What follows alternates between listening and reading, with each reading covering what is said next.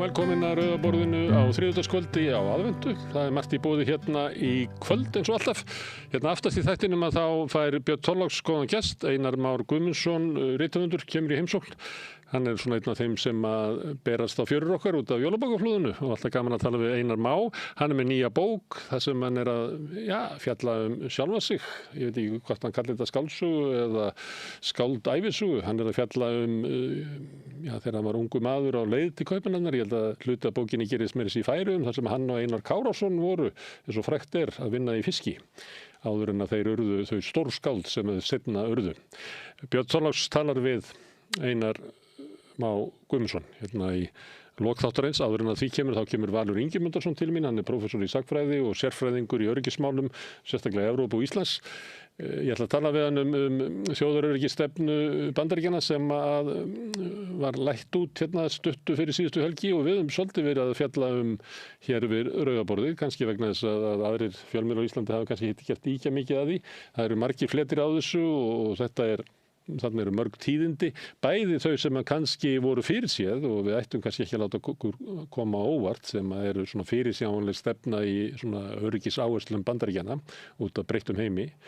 En líka breytingar sem tilheyra Trump-stjórninni og áhrifum makarhreyfingarinnar sem talar að Bandaríkin alltaf verið í fyrsta sæti og eigi að stoppa hinn endalausu stríð og Bandaríkin eigi ekki að vera alheimslögga. Þau sjónarmið eru í skýrslunni en svo eru líka andstæð sjónarmið að Bandaríkin eigi samt að hafa skikk á öllum heiminum.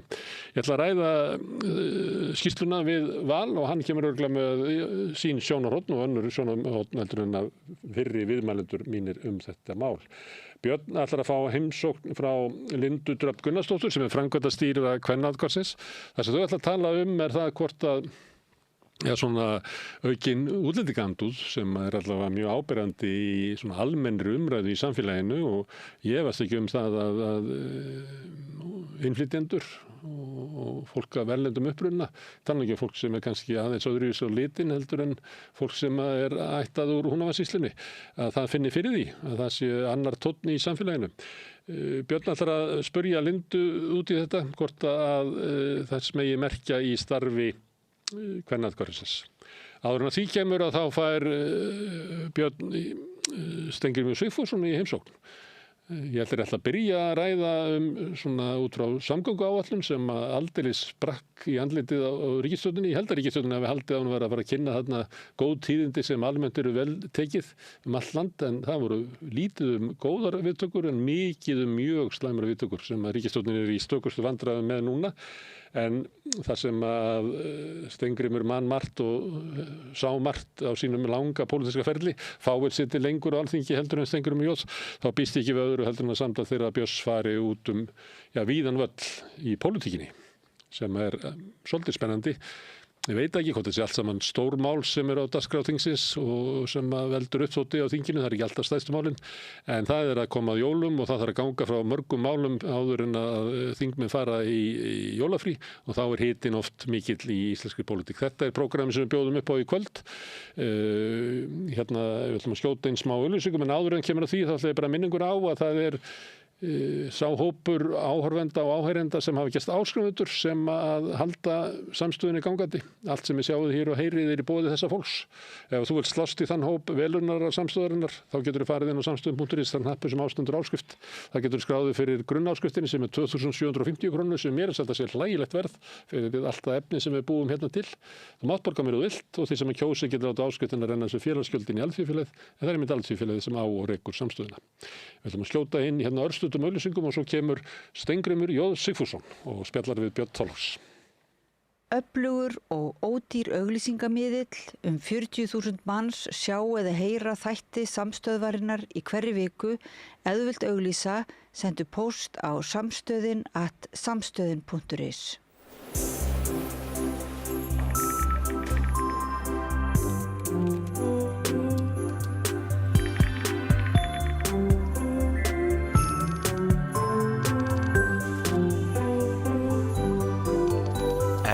Líka með spurningar. Kynntu þér réttindi þín hátíðarnar á vafr.is. Samstaða skilar árangri. BSRB, afl í þágu almennings. Ertu með fundi? fræðslu eða kynningar. Vorstjarnan býður baráttuhópum og félagasamtökum aðgang að ódýru húsnæði í 105 Reykjavík. Hafðu samband á vorstjarnan@vorstjarnan.is. Samlokubrauð, maltbrauð, tékkneskt-brauð, súrdeigsbrauð, brauð ársins, Bernhöfts bakari, íslenskt handverk síðan 1834. Loftslagsvísir Hellnaskers sýnir að losunarfrekustu fyrirtæki Íslands losuðu yfir 4,7 milljón tonn af koltvísýringi árið 2024 og heildarlosun jókst 9%. Með þessu viljum við minna á ábyrgð og gagnsæi. Gleðileg jól með von minni losun á komandi ári. Ég heiti Þórhildur Þorleifsdóttir. Á Samstöðinni fjörug, opin, skemmtileg og gagnrýnin umræða allt milli himins og jarðar. Samstöðin á erindi inn á öll heimili.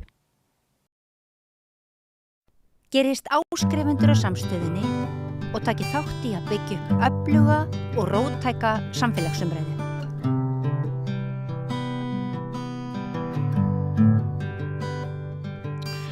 Það blásið hressilega ríkisstjórnina síðustu daga, ekki síst innviðaráðherra Eyjólf Ármannsson, Flokki fólksins, ekki síst vegna samgöngu áætlunar.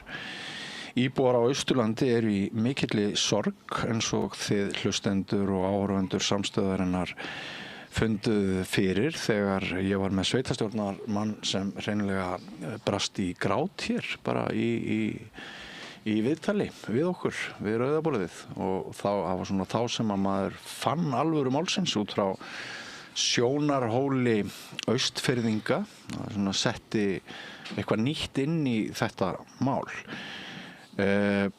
Og það eru Fjarðarheiðargöngin sem ekki verða grafin, sem þeirra stóra áfall, og þetta mál ennþá mjög lifandi fréttamál og margt að ræða. Og hann kominn hingað fyrrverandi samgönguráðherra meðal annars og fjármálaráðherra Steingrímur J. Sigfússon. Vertu velkominn, Steingrímur. Takk. Þetta mál, ég rakst á því á Strikinu í Kaupmannahöfn helgina og við fórum að taka spjall saman eins og gengur nú og gerist þegar landar hittast í útlöndum. Gjarna. Og niðurstaðan svo að þú ert hingað komin til mín til þess að ræða meðal annars samgöngu áætlun. Var þetta ekki góð forgangsröðun hjá ríkisstjórninni að kynna næstu framkvæmdir með þeim hætti sem gert hefur verið? Nei, þetta var satt best segja, varði ég ofboðslega vonsvikinn og eiginlega sár og reiður. Ég ætlaði ekki að trúa því að menn færu í svona alvarleg svik á því sem að hefur legið fyrir og verið mótuð stefna og verið í undirbúningi lengi. Og segi svik? Ég segi bara hiklaust svik og ég skal fara betur yfir það í hverju þau eru fólkin. Þau eru nefnilega margvísleg. Og ég eiginlega skil ekki hvernig menn hafa brjóst í sér til þess að koma svona fram við Austurland og þá sérstaklega Seyðisfjörð. Ég skal líka fara betur yfir það og eftir. Og þetta þannig að svo kemur innviðaráðherrann rogginn og segist bara vera óbundinn af ákvörðunum fyrri stjórnvalda, fyrri samþykktum Alþingis og í kjördæminu og svo framvegis. Það rangt hjá honum? Já, það svakalega alvarleg yfirlýsing ef hún tekin bókstaflega. Og það má bara spyrja til hvers hann þá að leggja fram samgöngu áætlun til 2040. Heldur að hann blessaði maðurinn, hann verði í embættinu svo lengi. Að hverju leggur hann þá ekki bara fram samgöngu áætlun til 2-3 ára í vonum að hann halda embættinu það lengi. Sko með þessu þetta, og af því hef ég mjög miklar áhyggjur, verið að kippa svo svakalega fótunum undan trúverðuleika svona langtíma stefnumótunar og langtíma áætlunagerðar í mikilvægum innviða uppbyggingum að það hálfa væri nóg. En það heyrði maður það strax að það væri þá bara ekki orða að marka og enga treysta.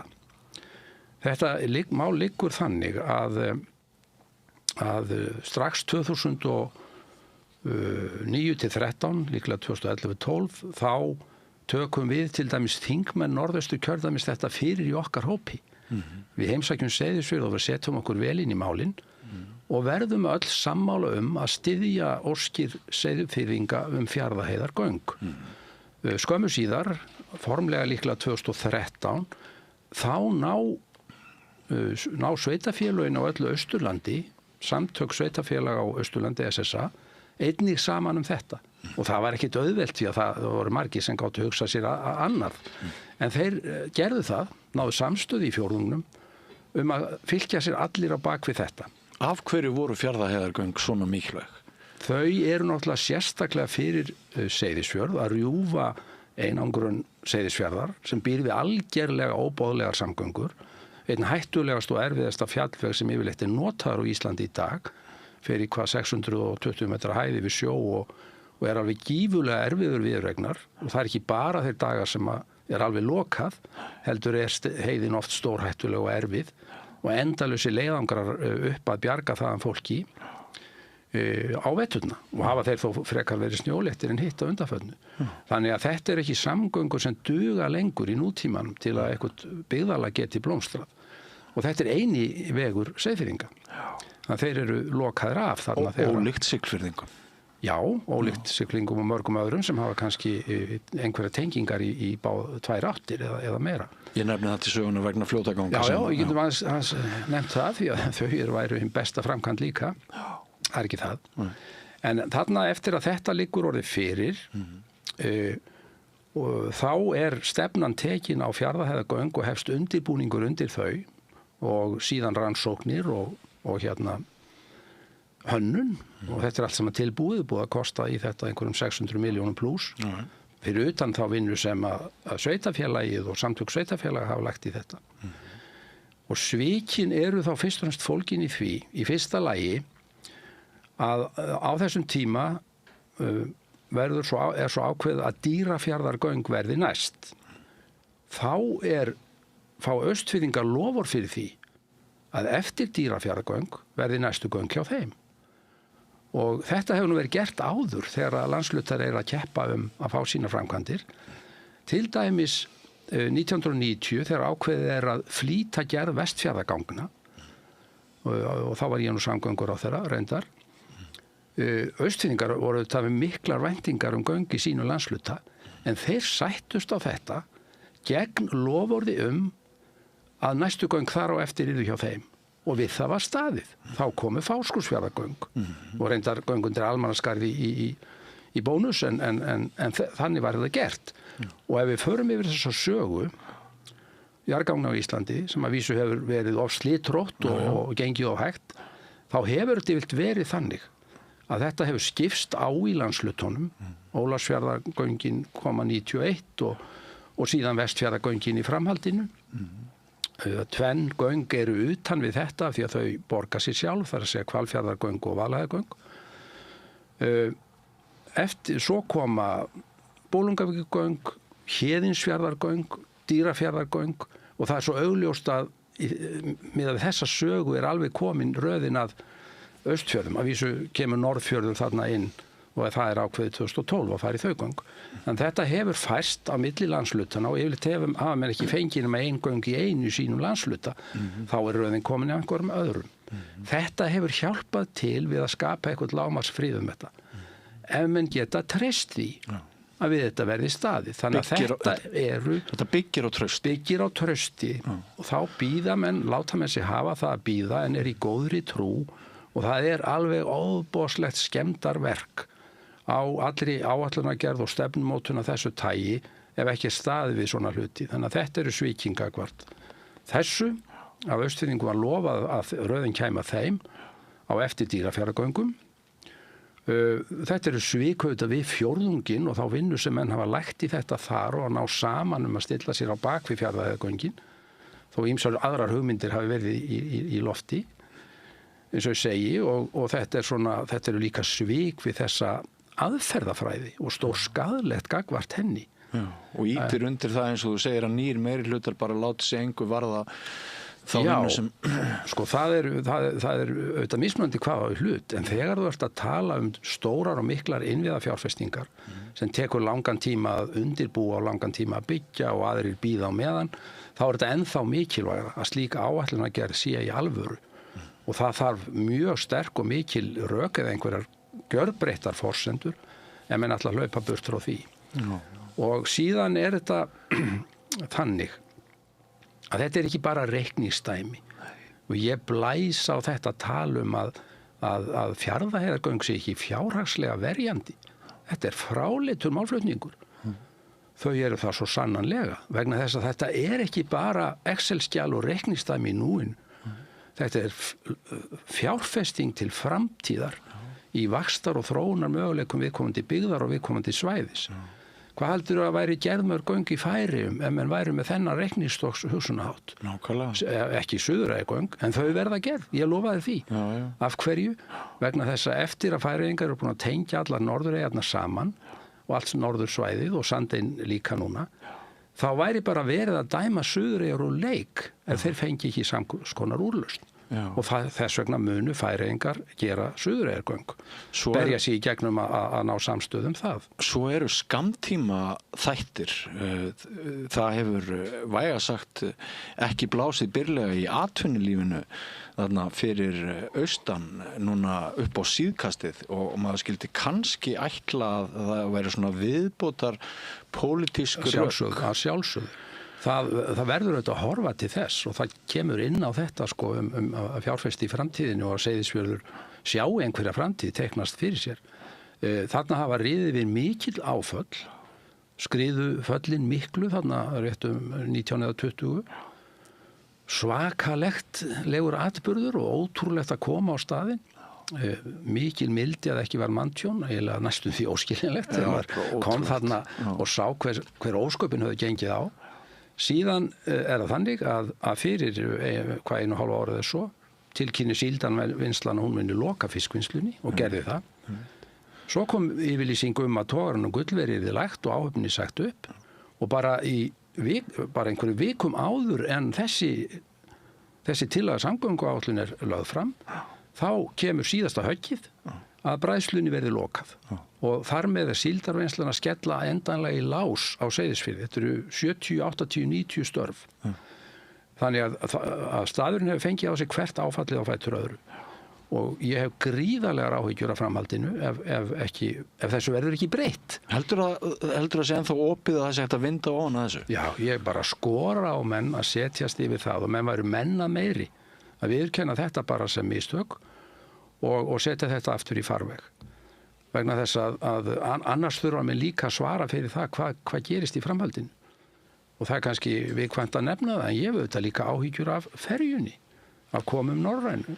Þú ert ekki einn þær áhyggjur? Ég sé ekki að uppljósta neinu leyndarmáli, en auðvitað hefum að þar áhyggjur ef ekkert horfir til betri vegar með samgöngurnar til langs tíma. Hún verði færð til Eskifjarðar eða Reyðarfjarðar?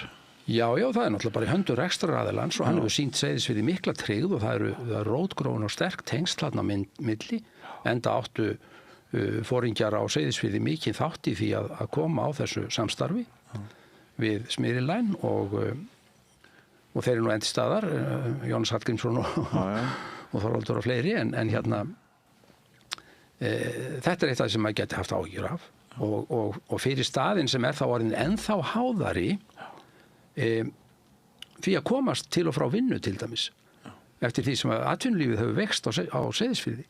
Þá þetta orðið ennþá brýnna en ella. Nú svo má ég ekki gleyma því að minna á það að sveitarfélögin eru samin í raun algerlega á grundvelli þess að Fjarðarheiðargöng sé að koma. Seyðfirðingar hafa trúað því og talið sig hafa bara fulla vissu fyrir því að þetta væri ekki spurningin hvort heldur hvenær byrjaði þeir á Fjarðarheiðargöngum.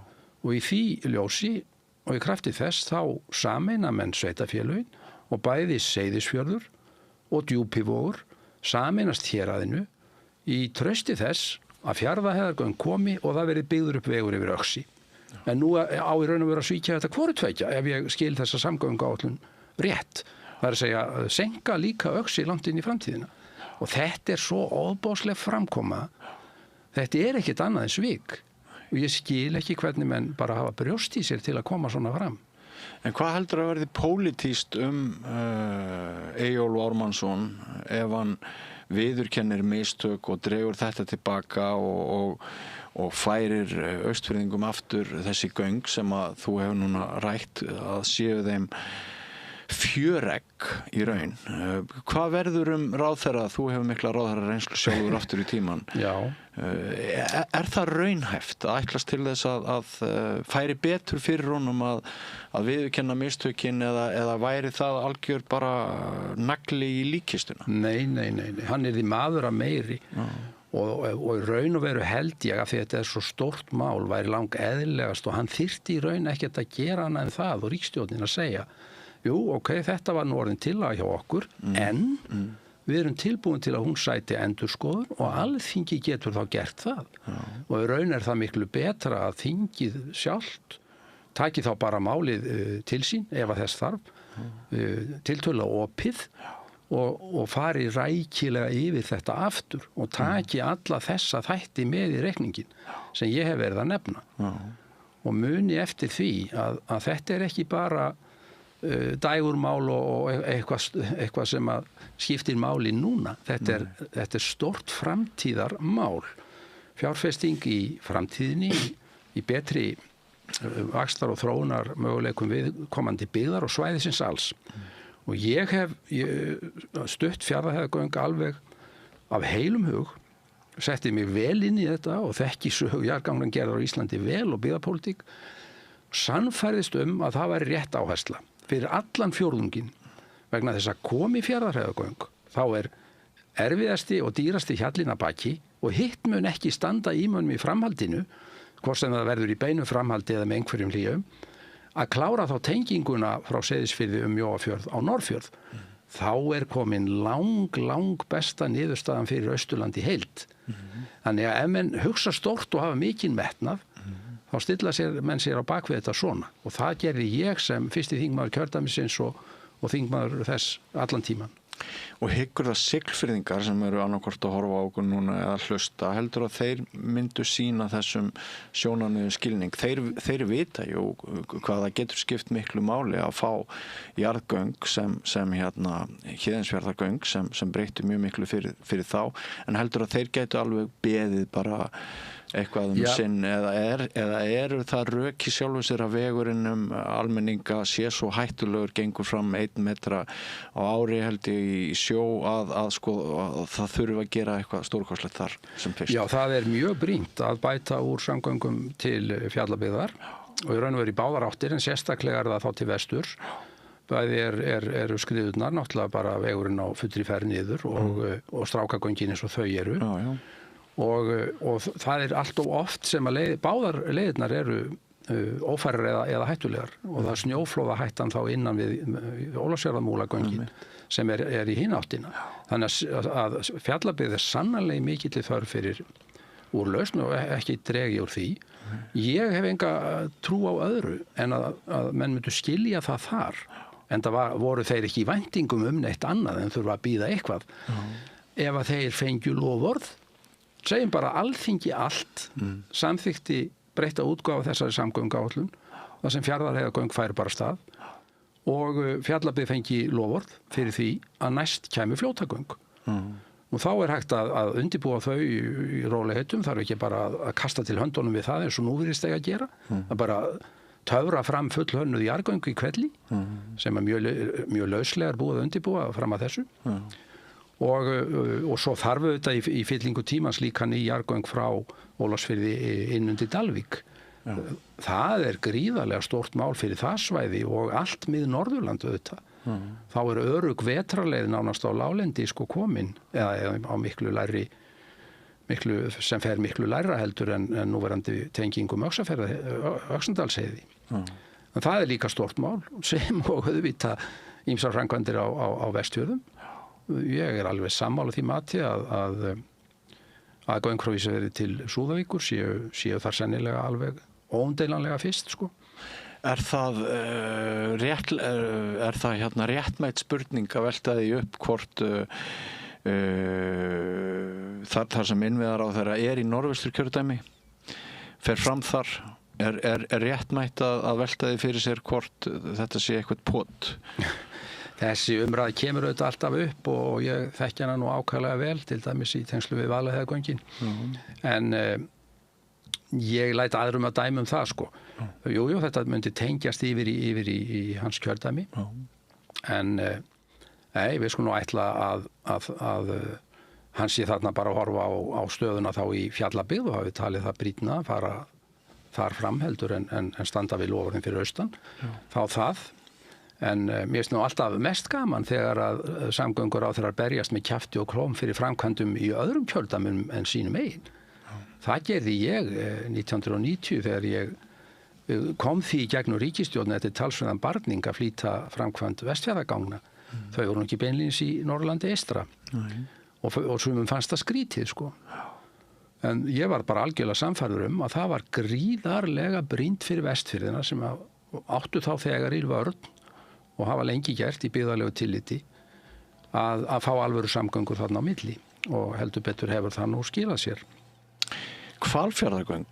Já. Hvernig líst þér á þá hugmynd að við verum aftur rukkuð fyrir að aka Hvalfjarðargöng? Já, það þarf að tvöfaldagöngin og þau tengjast á Sundabraut og mér finnst lausnin mjög einföld á þessu máli. Þetta á að vera ein samtengd gjaldtöku framkvæmd. Það er eðlilegt að umferðin borgi þá fyrir tvöföldun gangnanna eins og hún gerði á sínum tíma og við skulum átt okkur á því að Hvalfjarðargöngin eru jafn góð, jafn mikil stytting, jafn mikil hagræði þó þau hafi borgað sig upp. Það styttir áfram leiðina norður 47 km og allt það. Þannig að rökin eru alveg til staðar. Það sem okkur hefur vantað hérna er langtíma stefnumótun, svipuð því og Færeyingar eru núna komni með. Þeir hafa einfaldar formúlur í þessu og Noregur í raun og veru líka. Svona framkvæmdir, sérstakar framkvæmdir sem að stytta leiðir eða fara undir firði eða hvaða nú er, eða stórar brýr, það er gjaldtaka á þeim nokkuð há á meðan framkvæmdin er að borga sig upp. Þegar hún er búin að borga sig upp, dettur það niður í bara nægjanlegt til að viðhald og þjónustu. Og það er til dæmis Vogagöngin sem að tengdu flugvöllin við Straumey. Þetta var nákvæmlega svona þar. Það var nokkuð hátt gjald í þau, þangað til þau voru búin í aðalatriðum að borga sig upp og þá lækkaði það niður í bara svona viðhalds- og rekstrarkostnaðar gjald sem enginn finnur í raun og veru fyrir. Við þyrftum að hafa svona stefnumótun þetta í heild sinni og ég teldi ekkert að því að það væri lítilsáttar gjaldtaka í Fjarðarheiðargöngum. Heimamenn hefðu góða afslætti svipað menn hafi í Vaðlaheiðargöngunum. Þannig að ferðamenn og umferðin og ferjun og svona legði sitt að mörkum og Norðmenn hafa þetta þannig að það er bara reiknað út hvað er hóflegt að umferðin taki á sig af stoppkostnaðinum. Það geta verið 20%, 40%, 60%. Ríki kemur með restina sem framlag og þetta tryggir að gjaldtakan verði hófleg og fari ekki úr hófi og þannig að þetta er ekkert vandamál að hafa þetta svona. Og í raun og veru mætti sjá fyrir sér að það er einhver svona gjaldtaka í mörgum fleiri tilvikum. Væntanlega á að verða gjaldtaka á Ölfus árbrúnni 9. Já. Það átti nú að vera á Hornafjarðarfljótinu, ég veit ekki hvað maður gera með það. En vandinn er sá að við hefðum þurft að vera búin að móta þessa stefnu fyrir löngu. Og við þurfum ekki að sækja vatni við lækin. Við getum gert þetta bara eiginlega algjörlega að norsk-færeyskri uppskrift. Já. Þú ert nú maðurinn sem að kannski ber meiri ábyrgð á Vaðlaheiðargöngum heldur en margur annar pólitíkusinn og oft hefur nú fengið bátt fyrir. Og enn er það þannig að ég er svolítið alltaf í nauðvörn norrlendingurinn sem að þekki munin á því að fara í gegnum gat, aka göng undir Vaðlaheiði í fínu veðri og fullkomnu öryggi miðað við þann háska akstur og það vondur líðan sem oft fylgdi því að fara Víkurskarði þótt að væri kannski fært að rosalegt stress, börn í bílnum, hliðarhalli, hálka, vont veður. Mjög mikil breyting og ég held að allir norrlendingar séu óskaplega þess að sagt já, þeir sem að búa næst þessu svæði er mjög þakklátir fyrir þessi göng en sko sagan þau er svona svolítið saga spillingar, þessu hafi verið laumað í gegn einhvern veginn, það sé óeðlilegt að ríkið hafi setið uppi með mikla klafa og svo framvegis og ekki mikill skilningur á framkvæmd eins og þessari sem að minni mig svolítið á það þegar allir fjölmiðlar voru að reikna út hvað byggjum margir íbúar á Siglufirði og hvað Héðinsfjarðargöng væru brjálæðislega dýr miðað við hvern íbúa. Það er svona sko að líta ekki á hlutina í samhengi og að reikna allt út frá hundaþúfunni þar sem að íbúar búa flestir sem höfuðborgarsvæðið. Ég veit að ég nú að ranta kannski meira en að spyrja, ég bara svona leggja þetta svolítið fram en hafa Vaðlaheiðargöng, svo við tökum hana þá framkvæmt sérstaklega hérna fyrir, hafa þau sannað gildi sitt að mínu mati og blæstu á þá gagnrýni sem hefur komið fram á þau göng í dag? Sko, það er ágætt að taka þetta einmitt í samhengi við þetta sem við höfum verið að tala um og þá endurtek ég að þetta ekki bara eitthvað svona reikningsdæmi. Það er miklu stærra mál en það. Má ég skjóta inn sögunni af Gásadalsgöngunum í Færeyjum? Getur verið fróðlegt fyrir menn að þekkja þá sögu. Gásadalur er mjög einangruð byggð og eiginlega með mjög erfiðar samgöngur, engan veg, fjallveg bara sem að gengið yfir og eiginlega enga lendingu heldur, þannig að samgöngur og sjó og landi voru mjög erfiðar. Það byggu, ég held að verið 2 bíli í Gásadal. Þegar Færeyingar fyrir 35 árum pluss mínus ráðast í það að gera þar 900 metra löng jarðgöng. Og þá var nú talsverð umræðan það hvort þeir væru orðnir endanlega brjálaðir. Hvernig þetta ætti nú að geta staðið undir sér eða verið réttlætanlegt. Þeir gerðu það samt af því að þeir vildu ekki dæma Gásadal úr leik. Og hver er staðan núna? Það er búið að byggja mörg ný hús í Gásadal. Gásadalur er orðin að einn af eftirsortustu ferðamannastöðum í Færeyjum og byggðin blómstrar. Þeir horfðu á þetta nákvæmlega svona sem langtíma fjárfestingu sem bætti skilyrðin og svo framvegis.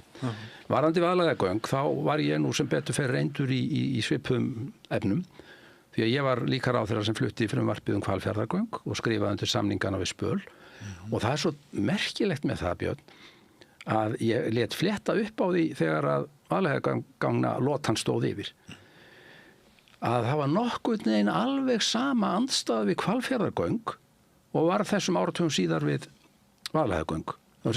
DFF gerði skoðanakönnun og einhver annar og það voru 65% algjörlega á móti þessu. Menn sögðust aldrei ætla onni undir Hvalfjörðin og myndi alltaf keyra fyrir fjörðin og svo framvegis. Ég man eftir þessu. Sennilega hefur engin ein framkvæmd í Íslandssögunni skilað eins gríðarlegum þjóðhagslegum ávinningi og Hvalfjarðargöng. Alveg gríðarlegum. En þau voru gerð á þessum sama grunni og Vaðlaheiðargöng að umferðin undir borga stoppkostnaðin við göngin og það lék hún sér svo af því að gera og sama mun verða með Vaðlaheiðargöng. Það mun verða? Já.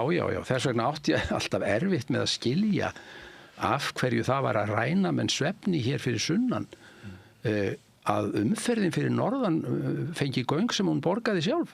Ég átti mjög erfitt með að skilja það. Og það var auðvitað bara ómaklega blandað inn í þá umræðu að þetta tæki peninga frá einhverju öðru og svo framvegis. Og þitt þið kjördæmi? Og þetta var vissulega mitt kjördæmi. En ég þekkti þetta svæði ákaflega vel. Ég þekki fólk sem hefur beðið í lífsháska í sjúkrabíl sem var teftur í Ljósáskarði eða Fnjóskadal. Ég þekki fjölskyldur þar sem kona var að fæða barn í sjúkrabíl í Fnjóskadal af því að Víkurskarði var lokað. Og svo framvegis. Þannig að ég veit hvað þetta er gríðarlega stórt og mikið mál fyrir þetta svæði, sérstaklega í öryggistilliti. En mun auðvitað líka þýða auðvitað samskipti, vinnusókn, félags- og menningarlífi, íþróttir og allt þetta sem að blómstrar núna á svæðinu austur frá Akureyri af því að þetta er komið. Samgöngur milli Norðurlands og Austurlands auðvitað, miklu öruggari og betri og svo framvegis. Þannig að þetta, ég hef ekki nokkrar áhyggjur af því að þetta sagan mun sýna það, að þetta var mjög góð ráðstöfun og átti ekki að þurfa að ángra einn eða neinn af því að þetta er svona gjaldtöku framkvæmd og svona hugsuð. Umferðin fer vaxandi og ríki fær smátt og smátt sinn pening tilbaka. Og hvað það búið að gerast? Þá er þessi góða framkvæmd orðin viðbót við samgöngukerfi þjóðarinnar án þess að þurft hafi að taka peninga frá öðrum verkefnum í það.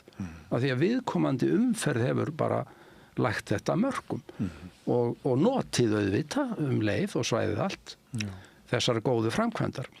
Það er líka áhugavert þegar maður hugsa ennþá lengra aftur í tíman að eiginlega allar stærstu og bestu framkvæmdir í samgöngum mannvirkjum hafa verið geysilega umdeildar og ef einhverjir hafa beitt sér sérstaklega fyrir þeim eins og ég vissulega gerði með Vaðlaheiðargöng. Ég er ekki feiminn við að játa það að ég beitti mér af alefli í því máli og það skipti máli að ég var fjármálaráðherra og svo atvinnuvegaráðherra og góður í stöðu til að koma því áfram. En þær hafa verið umdeildar. Borgarfjarðarbrúin, það mann átt lengin eftir því lengur, nema menn á mínum aldri. Það var nú heldur umdeilt mannvirki og hvað sögðu menn?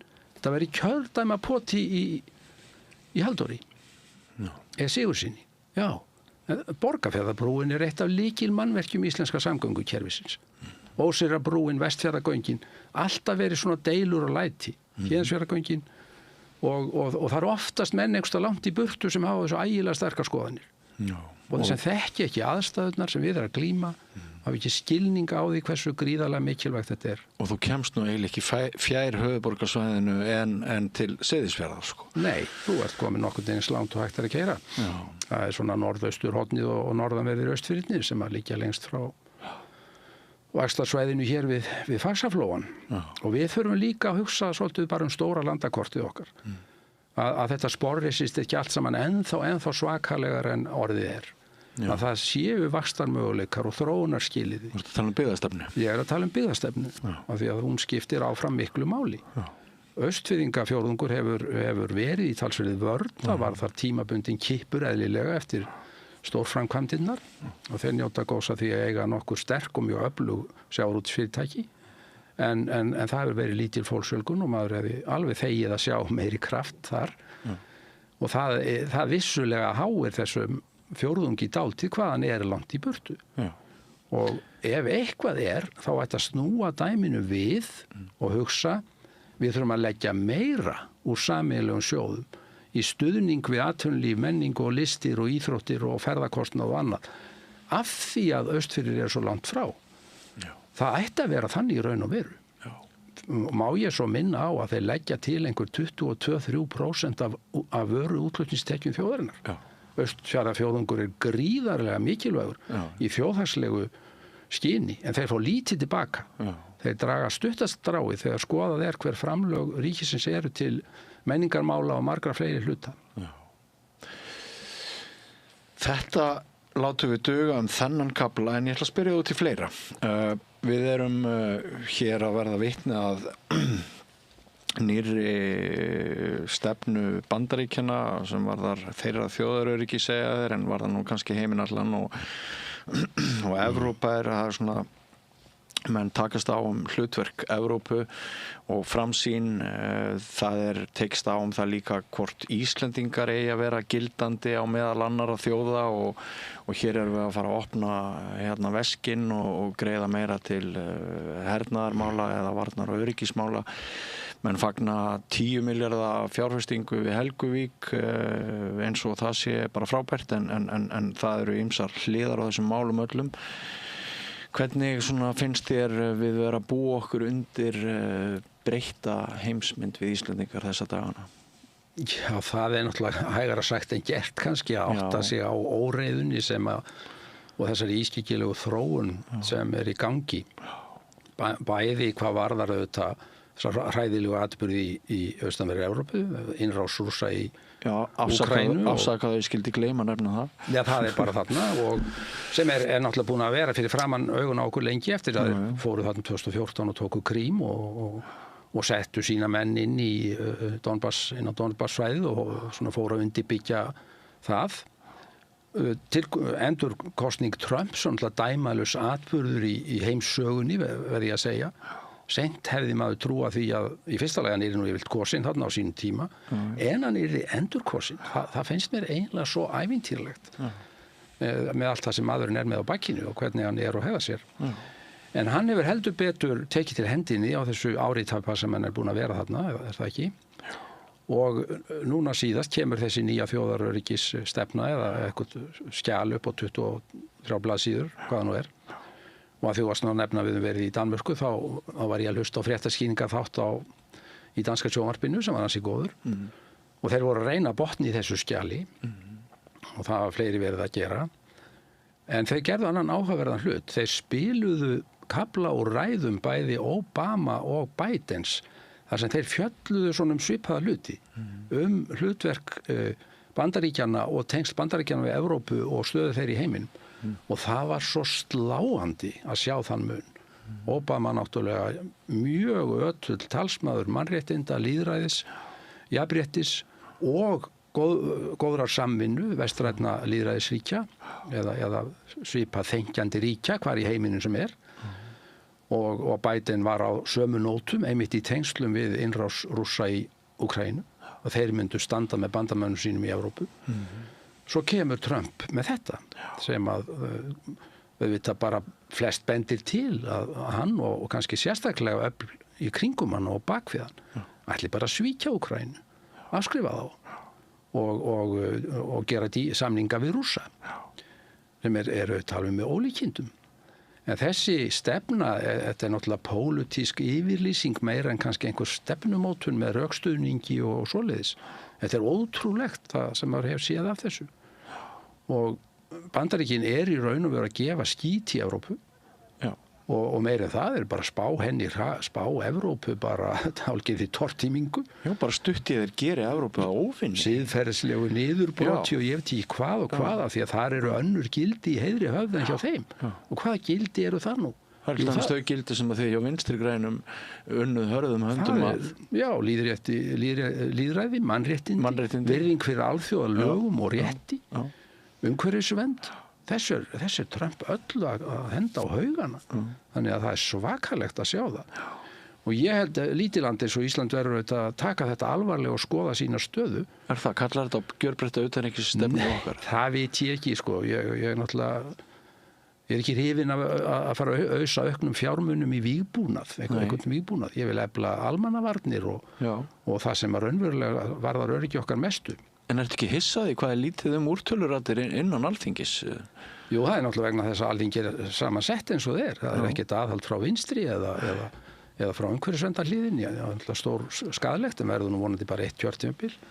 Það er ekki hollt að hafa það þannig og hérna maður hefði gjarnan getað að hugsa sér að vera á þingi og taka til máls ýmsa hluti. Það er á meðal þjóðarmorðið í Palestínu og öll þau ósköp en sko ég held að við verðum nú fyrst og fremst að horfa á okkur sjálf í þessum efnum. Við höfum bara vera einörði því að vera málsvarar lýðræðis og mannréttinda, jafnréttis, friðsamlegra lausna á alþjóðavettvangi. Við erum smáríki, eiginlega örríki, ef við tökum það í stóra samhenginu.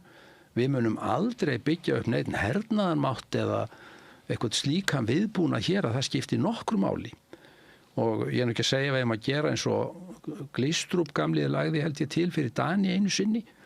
Þá voru umræður þar útgjöld til varnarmála og Glistrup fannst þetta nú hálfgerð vitleysa, Dani væri svo litlir og hvort það væri ekki bara hægt að setja upp síma sjálfsvara sem segði við gýr upp, við gefumst bara upp á rússnesku og kýmversku eða hvað nú var. Ég er ekki að segja það. Nei. Og nú erum í NATO og gott og vel þá erum við það en við erum herlaus þjóð, við erum að halda í það, vera alltaf og allstaðar boðberar friðsamlegra lausna og auðvitað er það alveg rétt sem menn leggja margir áherslu á í þessum efnum að smáríkin eiga ofboðslega mikið undir því að lög og reglur séu virt, að samningar séu virtir, að það sé leita friðsamlegra og lýðræðislegra lausna og það eru stórveldin sem geta farið sínu fram. En smáríkin verða auðvitað að treysta á það að það sé eitthvað skikkan á heimsmálunum. Og það er líka svakalegt að sjá hvernig Trump-stjórnin er að brjóta það allt saman niður. Holað innan stofnanir Sameinuðu þjóðanna og veikja alþjóðakerfið. Og sko ég er ekki viss að heimurinn batni með því ef Bandaríkin fara að reka þessa einangrunarstefnu sína og eiginlega segja skili við Evrópu. Nú þeir eru þá allavega bandamönnum færri þegar kemur að glímunni við Kína og Rússland.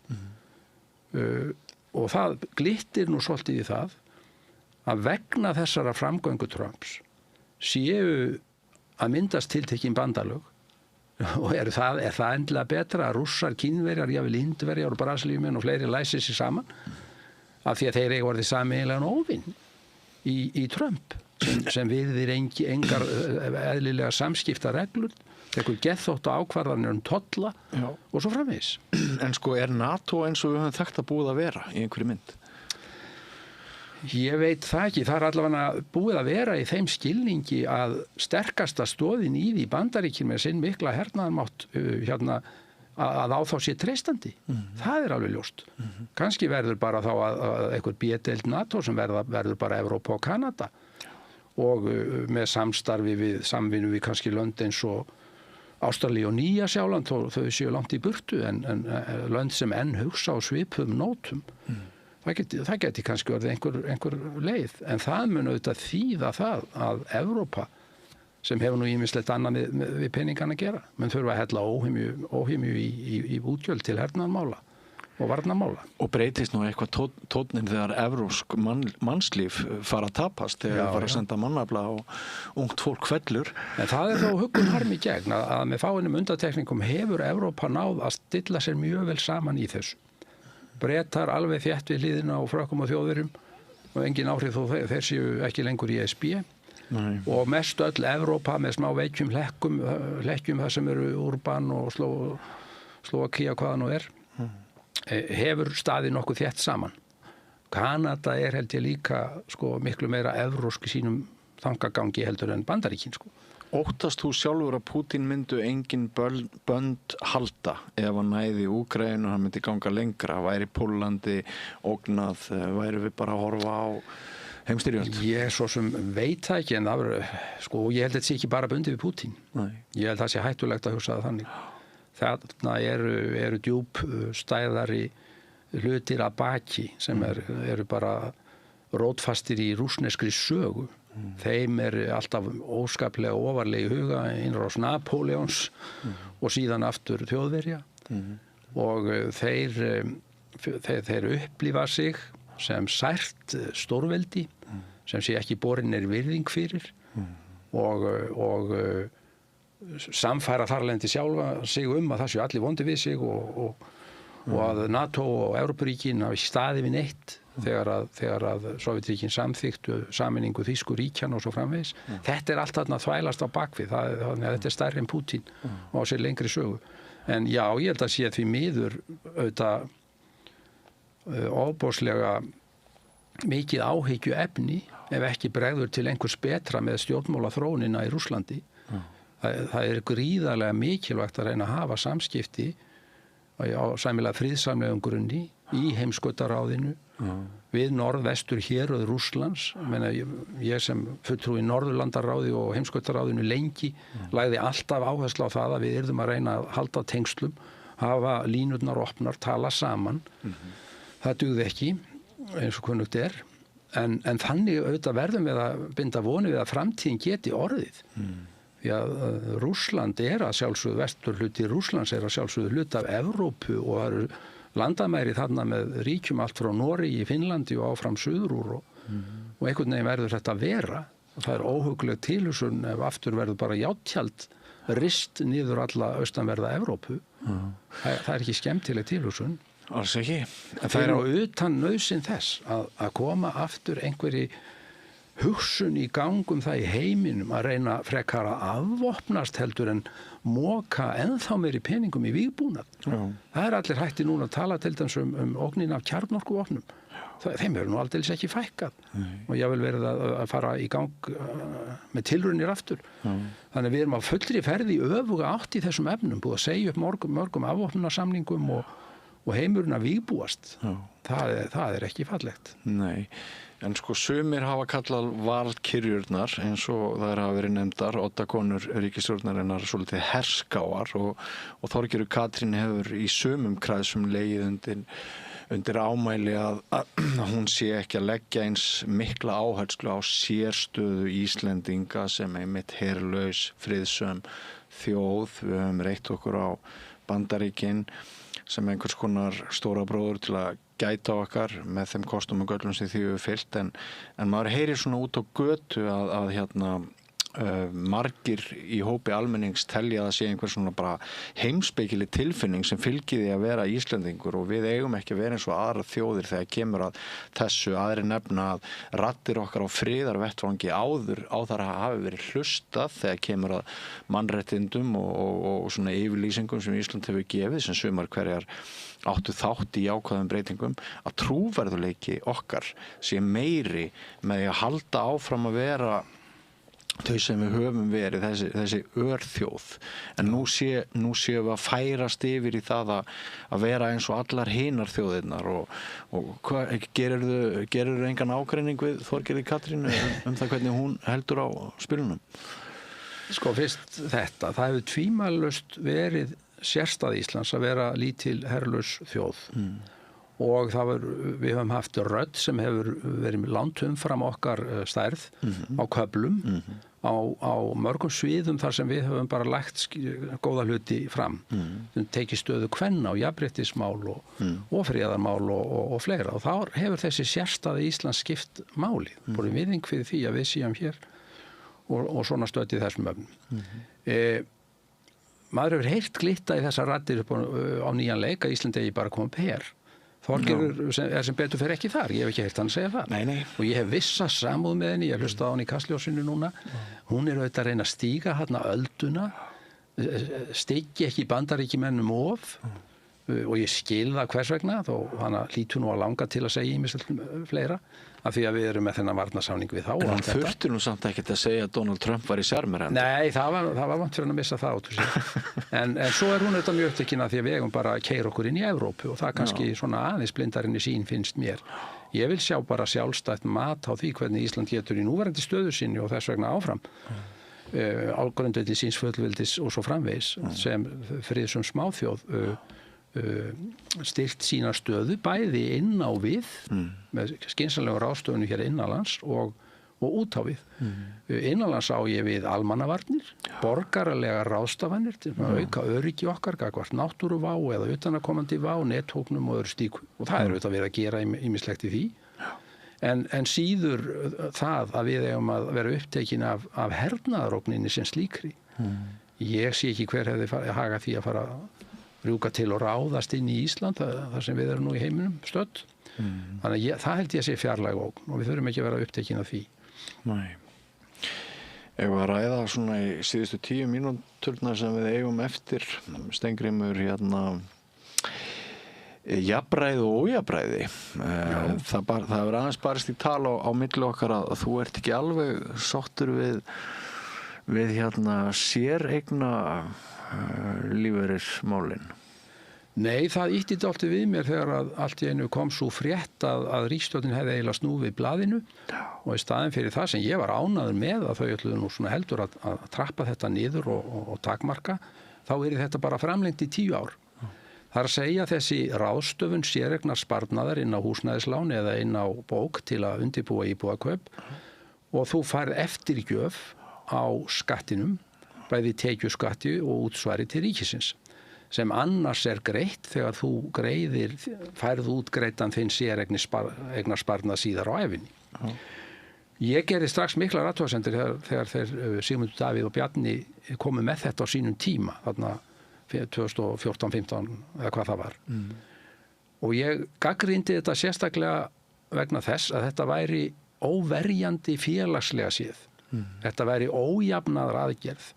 Þetta stæðist ekki jafnræði.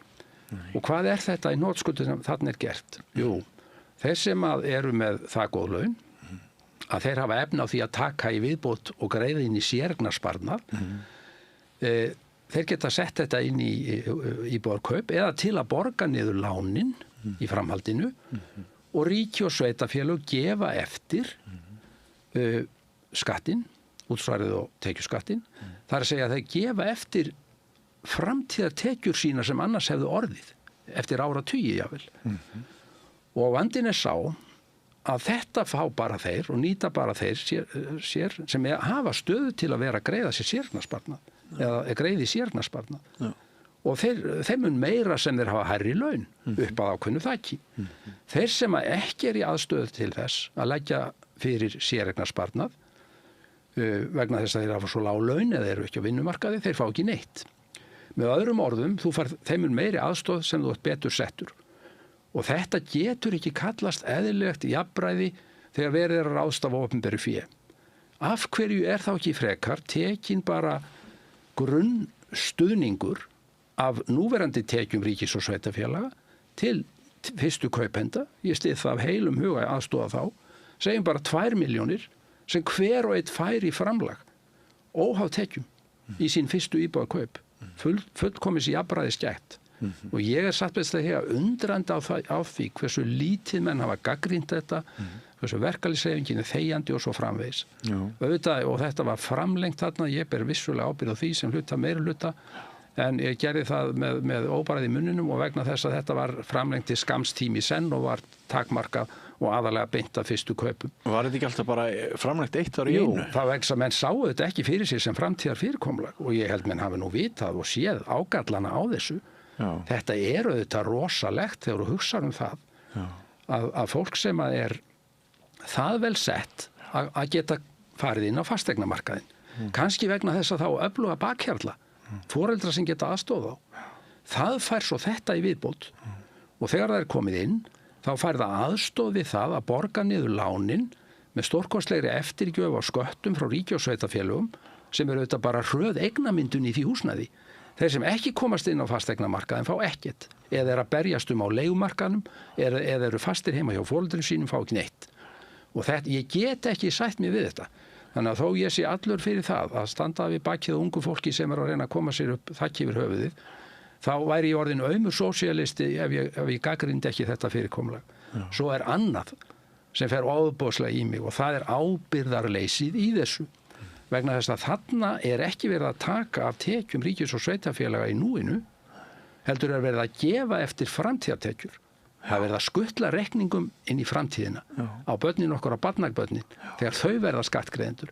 Í þá munu þessar tekjur ekki skila sér. En þá verður að vísu núverandi kynslóð sem að fá þetta komin á aldur og þarf aukna þjónustu og umönnun. Þetta ábyrgðarlaust og þarna vantar það sem kallað eru kynslóðareikningar og ég talaði nú mikið fyrir á sínum tíma og reyndi að koma að stað sem fjármálaráðherra að taka svona ákvarðanir og skoða hvernig þær koma út í samhengi kynslóðana. Og þá algerlega augljóst að við erum að hafa þetta af komandi kynslóðum og gera betur við okkur í núinu. Og það heitir ábyrgðarleysi. Þannig að ég bara verð að segja það alveg eins og að mér finnst þetta með því dapurlega sem maður hefur séð svona í framkvæmdi í félagslegu tilliti og undarlega hljótt gagnrýni á það. Já, maður heyri stundum að vaxtabæturnar gömlu sem að mörg heimili munaði en eru að miklu leyti úr sögunni núna. Já, það eru ósköp rýrar allavega. Já, að þetta hafi bara komið í staðinn fyrir það. Já, en það bara þessi gallin á að vaxtabæturnar voru tekjutengdar. Þær aðstóðu þá mest sem erfiðast áttu með að kljúa hjallan. En þetta öfugt. Það má segja í þessu sé öfugt tekjutenging. Þú fær meira eftir sem eru hærri tekjur upp að ákveðnu þakki. Þetta alveg ótrúlegt fyrirbæri ef maður skoðar þetta félagslega. Og svo furðulegt að það skuli ekki vera meiri umræða þetta. Það svo margt núna sem svo lítil umræða hún svo einsleit umræða. Vinstrið, það máttleysislegt finnst mér vinstrið og verkalýðshreyfingin virðist vera einhvern veginn hálfdofin í þessu. Ég held að sé nú reyndar ástæðindið á húsnæðismarkaði sem gerir það verkum að mönnum finnst allt betur en ekkert. Þetta hjálpi þó einhverjum. En það hefur þennan stórkostlega félagslega ágalla á sér. Á sama tíma og margt annað sem kom til sögunar mjög gott eins og hlutdeildarlánin og hin leiðin þarna með stoppframlögunum. Það líka félagslega vel útfært en þetta ekki. En þið langar ekkert aftur í pólitík?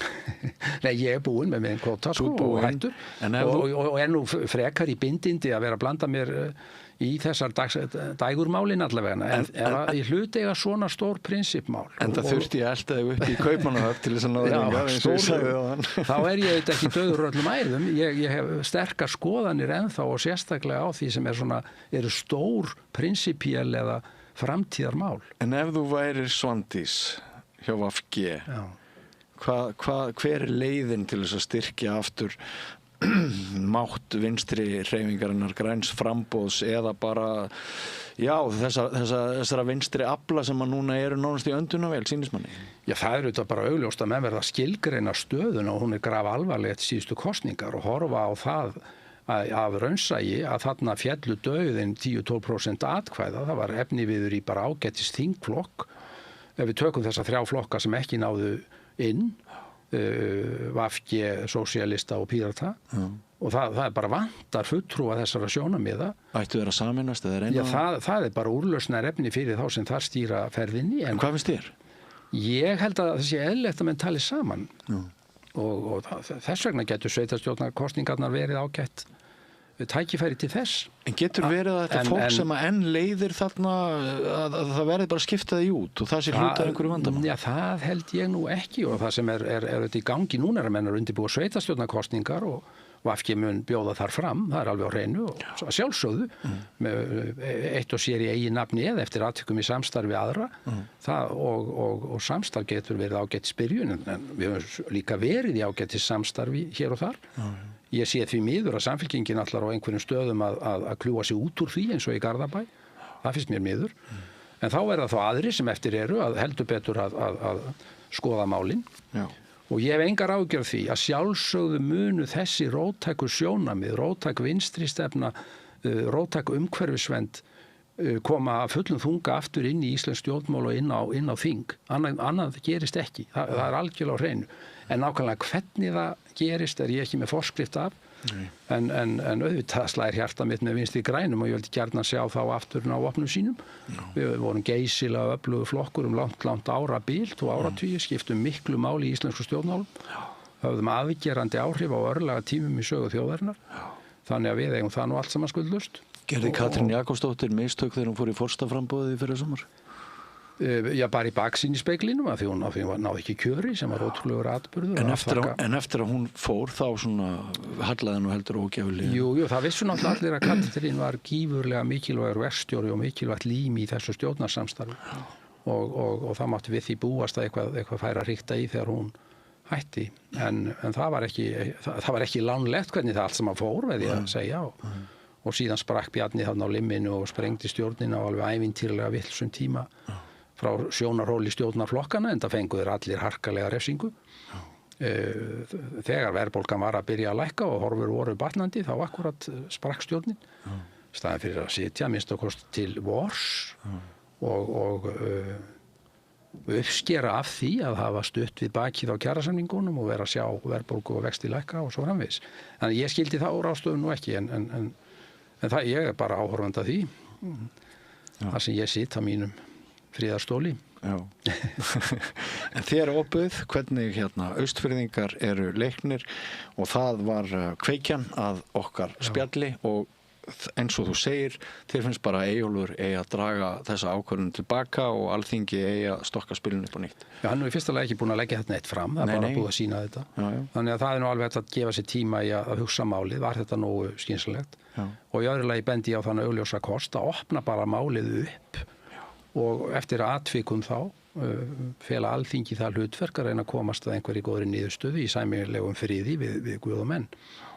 Áhugavert sjónarmið. Kæra þakki fyrir komuna. Maður er búin að sakna þess að hafa viðmælandi eins og þig sem tala bara mannamál og skýra og góða norrlenska íslensku. Já, ég var nú hræddur með að vera orðin ryðgaður en þetta. Mér sýnist þú bara að vera vel smurður. Já, maður hittnar upp. Já. Takk fyrir komuna, Steingrímur. Takk kærlega fyrir að bjóða mér. Takk. Og áfram höldum við ekki fara langt, kæru hlustendur og áhorfendur, nýrkafli eftir andartak. Alþýðufélagið er frábær hugmynd. Félagsgjöld í Alþýðufélagið eru krónur 2.750 á mánuði og renna óskipt til dagskrár og útsendinga samstöðvarinnar. Samstöðin.is. Ég heiti Kristinn Sigmundsson og styð Samstöðina. Samstöðin er óháð sjónvarpsstöð sem fjallar þjóðfélagsmál á vandaðan og yfirvegaðan hátt. Ég skora á ykkur að styðja hana með því að gerast áskrifendur. Samstöðin er ómissandi.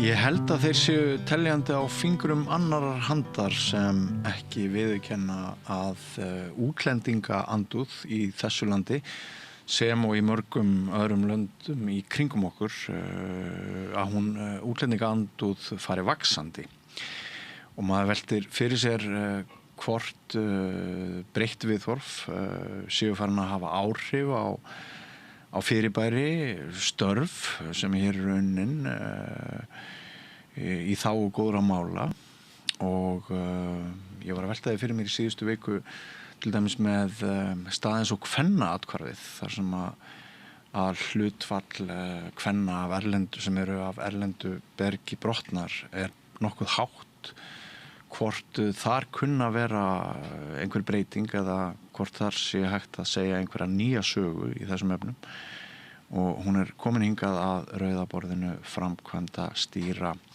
kvenna atkvarðsins Linda Dröfn Gunnarsdóttir, vertu velkomin. Takk. Við kannski byrjum nú bara á því að tipla á því það nokkuð hafið yfir vafa lengur að það einhver í samfélaginu hefur orðið einhver breyting sem að við getum leyft okkur að kalla aukna útlendingaandúð?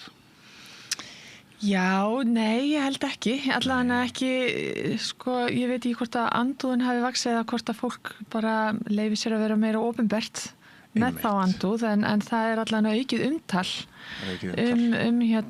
stöðuna og það mjög neikvætt í garð fólks af erlendum uppruna og margir sem hafa átt sárt að mynda vegna þess, mikið af fólki sem hér býr sem hluta af okkar samfélagi sem hefur þurft að þola þessa hörðu umræðu sem oft ekkit endilega málefnaleg. Það má alveg algjörlega taka samtalið en umræðan virðist oft vera farin út á ansi hálar brautir.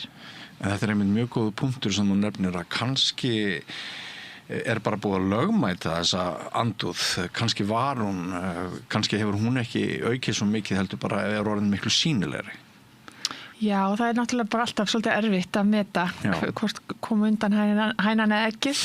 En þetta líka oft kannski sett í alls konar búning sem að þetta náttúrulega einhvers konar svona óttaskilaboð og vera að kynda undir einhvers konar óttavæðingu og einnig vera að taka inn eitthvað samtal sem ákast ekki endilega heima hér sem að kemur frá Bandaríkjunum til dæmis og passar kannski ekki endilega inn í íslenska raunveruleika. Innflutt menningarstríð kalla sem það? Já, einmitt. Og svo ef maður fer að svona kannski rýna tölurnar þá þær ekki eins drastískar eins og kannski afilátið en þetta er svona notað oft sem einhvers konar inngangur inn í umræðinu og til að ná eyrum fólks þá það oft virðist virka vel að koma með einhverja stórar alhæfingar og fullyrðingar sem að ekki endilega stóð í raunveruleikanum.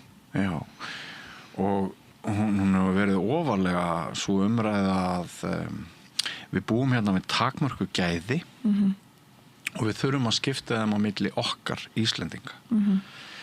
Og þá komum við kannski að þessu viðkvæma umræðarni sem ég þakklátur fyrir að hafa brugðist jákvætt við og sett kominninga til þess að ræða þetta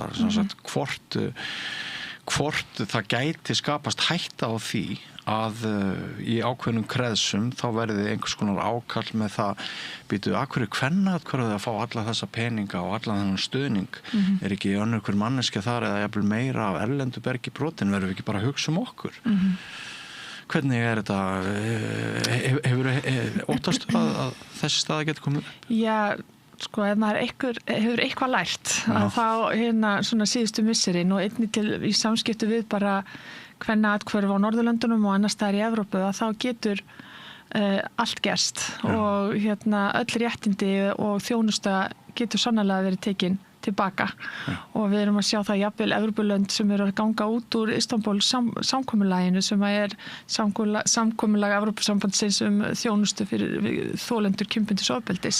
Getur aðeins komið inn á hvaða lönd það eru sem að hafa tekið slíkt skref? Það var sem sagt Ísland núna, held ég að það var eitt af Íslandslöndunum, ég held að það veri Ísland sem var að stíga út úr því samkomulagi sem er mjög stórt skref og vilja svona þetta vilja nálgast þetta meira svona kynhlutlaust og það er það sem við erum að eiga við mjög mikið núna, að það má ekki lengur tala kynbundið ofbeldi í mörgum löndum, þá að tala ofbeldi en ekki kynbundið ofbeldi og við sannlega skrifum alltaf undir það að það er til alls konar ofbeldi og það geta allir orðið fyrir ofbeldi en það breytir því ekki að það sé til eitthvað sem heitir kynbundið ofbeldi sem er algjörlega sérstakur faraldur sem er í gangi og á svona viss barátta sem við þurfum að heyja gegn því. Það er mjög hættulegt að við ætlum að fara að taka alla kynja umræðu út af borðinu. Þannig að við höfum séð það gerast. Þannig að vissulega erum við bara mikið á varðbergi og reynum að læra því hvað er að gerast í löndunum í kringum okkur. Það hefur, það er ríkið mikið traust til kvennaathvarfsins á Íslandi. Við höfum unnið okkar starfi yfir 40 ár og þjónusta þúsundir kvenna og barna. Við vonum svo sannlega að það muni halda áfram af því að það hefur sýnt sig að sú þjónusta er mjög brýn og það er þörf á þessari þjónustu. Við erum í miðri á í þessari baráttu okkar gegn þessu kynbundna ofbeldi því miður og það virðist ekki sigurinn vera unnin enn og ég held að við séum öll sammála um það að við erum ekki tilbúin að hætta fyrir við náð fyrir endan á því. Tölurnar í kvennaathvarfinu hafa ekkert breyst. Það eru ekkert fleiri konur á erlendum uppruna í kvennaathvarfinu í dag heldur en fyrir einhverjum árum síðan. Þannig að það hefur ekki breyst á neinn hátt. Það er konur sem sækja þjónustu kvennaathvarfsins er að langmestum hluta íslenskar. Það er aftur á móti sækja meira í viðtalsþjónustuna og í síman hringir hjá okkur allan sólarhringinn, konur að leita aðstoðar og ráðgjafar. Þetta eru yfir 80% kvenna sem að koma í viðtalsþjónustuna eru konur sem eru íslenskar. Aftur á móti það sem dvelja hjá okkur, sem að hafa ekki þetta tengslanett og þennan stuðning sem íslenskur konunar hafa oft. Það eru frekar konur, það eru yfir helmingur eru þar konur á erlendum uppruna sem þurfa þann stuðning. En þetta hefur ekkert breyst og það hefur ekkert breyst að konur í öllum stéttum og öllum þjóðurnum og öllum atvinnustéttum verða fyrir ofbeldi, kynbundna ofbeldi og það spyr ekkert hvorki stétti né stöðu né þjóðurni.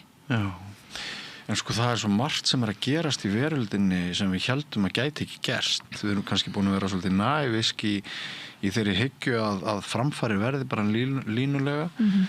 Og gæti það orðið að ríkjandi orðræða hér yrði með sama hætti og þú nefnir í Eistlandi að í pólitískum tilgangi þá hættu við að ræða kynbundið ofbeldi? Já, ég vona svo sannarlega að það gerist ekki.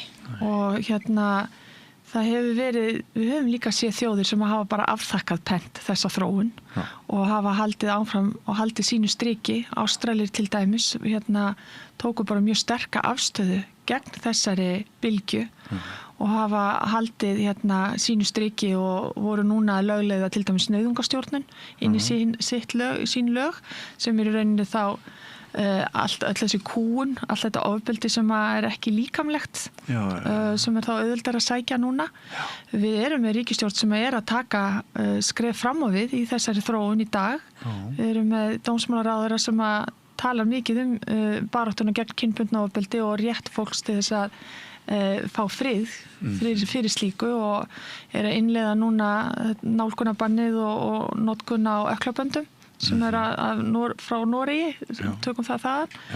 Þannig að ég kýs að vera jákvæð og horfa fram á veginn en á sama tíma ekki vera barnaleg og horfa líka á það sem getur gerst og búa okkur undir það sem gæti gerst. Við erum að sjá frekar slæma hluti gerist í Svíþjóð til dæmis sem hefur svona alltaf verið okkar fyrirmynd í þessum málum. Það er núna til dæmis umræðum að taka kynfræðslu út úr skólum þannig að svo umræði komin lengra þar heldur en hér. Og það er svona líka þetta kynhlutleysi þegar kemur að umræðu og svona minna traust til kvenna atkvarfa, fleiri svona meiri engavæðing á þeim vettvangi og þar að leiðandi gæðin að detta niður. Þannig að við heldum alltaf að Svíþjóð yrði fremst í flokki og hún það ekki lengur. Þannig að vissulega erum við bara alltaf á tánum og við erum alltaf að skoða þá hópa sem ekki verið að þjónusta. Það eru vissulega hópar þarna úti sem þurfa að aukna þjónustu eins og konur sem eru í neyslu, sem verða fyrir hrikalegu ofbeldi, þolendur mansals sem verða fyrir hrikalegu ofbeldi og fólk af öllum kynjum, þar á meðal karlar, hvernig hægt að þjónusta þessa hópa. Þetta oft allt öðruvísi þjónusta sem sumir þessara hópa þurfa. Til dæmis hefur það sýnt sig að karlar leiti síður í karla atkvörð þar sem það í boði. Þeir vilja frekar ráðgjöf og slíkan stuðning. En allt þetta þýðir ekki að þau þurfum ekki að halda áfram að tala um kynbundið ofbeldi. Af því þar eru tölurnar það háar að við getum talað um faraldur og við getum talað um mjög kerfisbundna ógn og það bara allt önnur barátta. Já. En þú nefnir Þorgerði Katrínu og það eru náttúrulega 3 sterkar konur í brúnni sem leiða þessa ríkisstjórn og það kannski ákveðið skjól í því, eða hvað? Já, ég ætla að vona það. Pólitík náttúrulega eitthvað sem alltaf pínu erfitt að ráða í og en við finnum þennan meðbyr þeim megin að það þessi vilji að halda áfram þessari baráttu og tryggja þjónustu og berjast gegn þessari þróun, fara í ræturnar á þessu öllu saman. En umræðan enga síður mjög harkaleg út í samfélaginu og inn á Alþingi og við þurfum bara, við megum heldur ekki taka það út á borðinu, þannig það. Það ekki bara umræðan sé harkaleg og verði harkalegri og hömlulausari samanber þetta sem við rætum áðan með lögmæti þess að segja upphátt kannski það sem sumir hugsuð áður. Heldur virðist vera sem að sumu öfl þau skori hærra og hærra á vinsældasteganum við að ganga lengra og lengra. Ég meina, ég held þess allt í lagi að bara kalla hlutina réttum nöfnum, tala um uppgang miðflokksins. Til dæmis að miðflokkurinn væri í ríkisstjórn núna, hefur meira áhyggjur? Leiðandi spurning. Já, þetta erfið spurning sko. Þannig að ef ég á að horfa til landana í kringum okkur og þá flokka sem að tala á svipum nótum og hafa komist til valda þar, að þá hefur það ekki gefið góða raun fyrir þennan málaflokk. Þannig að já, út frá því, ef þeir eru að halda sama þræði og þeir flokkar, þá myndi ég hafa áhyggjur, já. Þá langar mig aðeins að varpa sjónarhorninu yfir til þinna skjólstæðinga, kvenna og börn annar hópur sem að þið þjónustuð. Hafa þær áhyggjur af þessari þróun og svona finnur fyrir því að konurnar í kvennaatkvarðinu séu meðvitaðar um þetta sem við erum að tala um? Sko, þær tala ekkert sérstaklega um þessa þróun. Það eru náttúrulega kannski ekkert endilega alltaf með söguna heldur hvernig þetta var og hvernig þetta er. Nei, þær finna náttúrulega fyrir mismunun og finna það mjög sterkt og það fer náttúrulega svolítið eftir úr hvernig umhverfið þær að koma. Þetta eru konur sem eru náttúrulega að koma úr í rauninni tvöföldu ofbeldi. Það að koma úr ofbeldi í nánu sambandi og svo oft líka kerfisofbeldi gagnvart þeim og þeirra stöðu. Þannig að í fyrsta lagi það að koma sér út úr ofbeldi í nánu sambandi þar sem að gerandin oft á tíðum íslenskur eða aðili sem hefur búið hér lengur en þær, það mjög algengt. Þannig að þær að fá allar sínar upplýsingar frá þessum aðila, oft mjög rangar upplýsingar hverjar þeirra réttindi eru og hvað þær geta gert. Það verður tekin að börnin og þeim verður hent úr landi og þar fram út úr göttunum eða þær voga sér að fara. Þannig að það eru mjög oft fastar inn í ofbeldissamböndum vegna þessa. Ranghugmyndir og heila þóttur hluti ofbeldisins. Mjög stór hluti og svo oft mjög mikil einangrun. Það náttúrulega svo taktík sem notuð af gerendum, það að vera með aðila af erlendum uppruna eða flytja með aðilanum úr sínu nærumhverfi til þess að geta náð þessari einangrun fram. Það ekki með sitt stuðningsnet. Fengið til okkar konur sem hafa ekki verið í neinum samskiptum við neinn annan en sinn maka, kannski svo árum skiptir. Við fengið til okkar börn á leikskólaaldri sem hafa aldrei hitt önnur börn, hafa verið bara inn á heimilinu alveg alla sína ævi. Engin vinur að ringja í og segja frá. Bara ekki neitt, þau eru bara föstin á heimilinu, með ekki nota tölvu og ekki keyra bílinn. Það er íslensku veruleiki? Það er íslensku veruleiki sem við erum að fá til okkar. Þetta eru konur sem eru í mjög miklu fjárhagslegu ofbeldi, þær hafa ekki aðgang að neinum fjármunum, þannig að þær eru algjörlega heftar þannig. Það er ótrúlega margt sem hægt að gera sem gerandi í samfélagi í dag, þú veist með aðgang að rafrænum skilríkjum maka þíns til dæmis.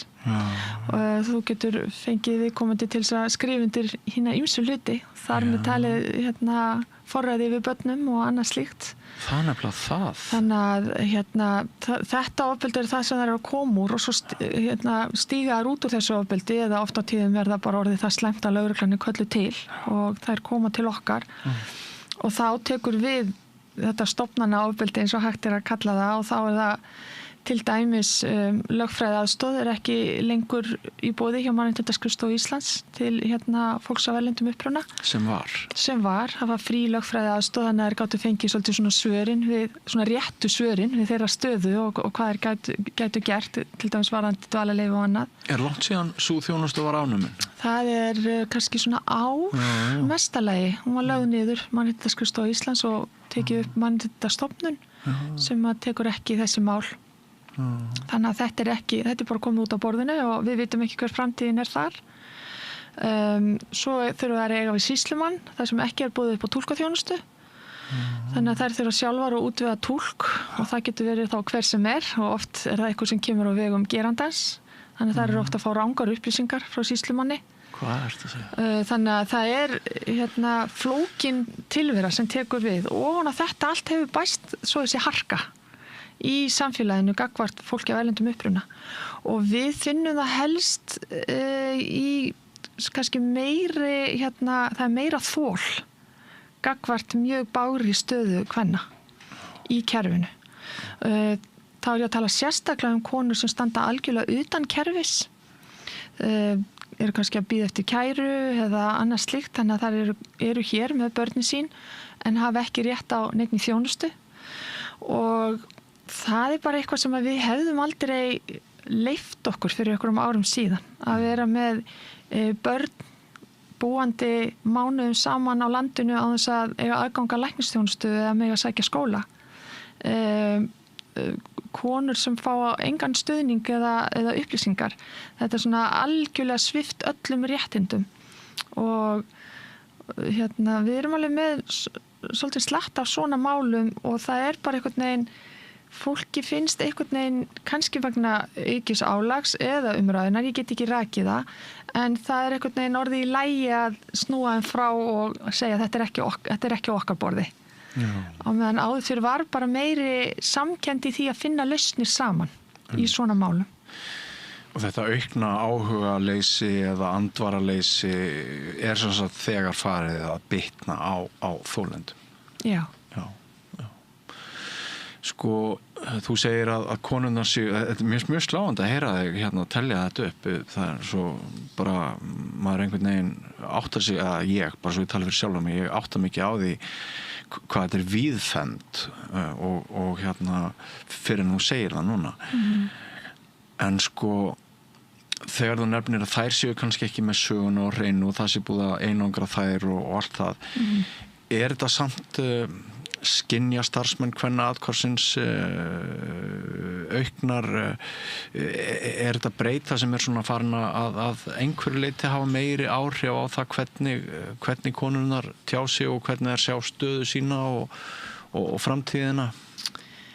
Það er náttúrulega að finna bara þessa lokuðu dyr og þetta þjónustu leysi og jafnvel oft svona kannski bara verið að þú veist, það eina sem þær fá er bara þú getur þá bara farið heim til þín, það er svolítið svarið og vitandi að þar býðu þeirra jafnvel lífshættulegar aðstæður en þá er það búið að hafna þeim kannski dvalarleyfi og annað slíkt og þá eru þær bara ekki lengur okkar mál og þetta er bara eitthvað kuldi sem er mjög erfitt að eiga við en að því sögðu þá náttúrulega finnum við líka það eru bara einhvern veginn allir bundnir af sínum ramma. Félagsþjónustan má bara vinna einhver viss mál og sýslumaður vinnur önnur og annað en það er þetta svona úrræðleysi sem er algjörlega mjög erfitt og erfitt að eiga við.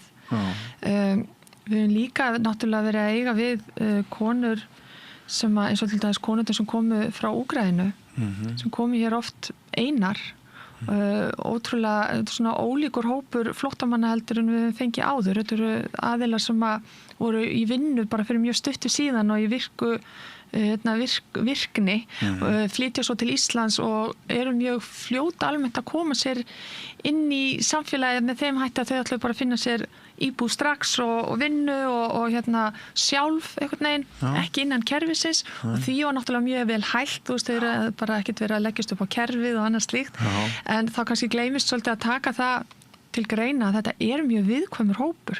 Þetta er fólk í miklu áfalli og er ekkert endilega kannski að hugsa alveg skýrt þessa fyrstu mánuði þegar að koma til landsins og þurfa mikla aðstoð og stuðning þó svo að þau beri sig vel og og er mjög auðvelt að misnota þennan hóp og það er það sem við sáum með þessar konur, að við sáum gerendur nálgast þennan hóp og bjóða þeim til dæmis húsnæði og þær voru oft með börn með sér og svo eru þær að koma til okkar og þá eru þær að flýja í rauninni leigursala sinn sem er farin að misnota þær á ýmsan hátt til þess að fá að halda íbúðinni eða vinnunni eða annars slíkt. Þannig að gerendur eru mjög fljótir að láta sjá sig þegar viðkvæmir hópar er að ræða viðkvæma hópa sem að taka hvaða vinnu sem er og hvaða húsnæði sem er til þess að halda lífi. Þetta fólk er bara í hreinni lífsbaráttu.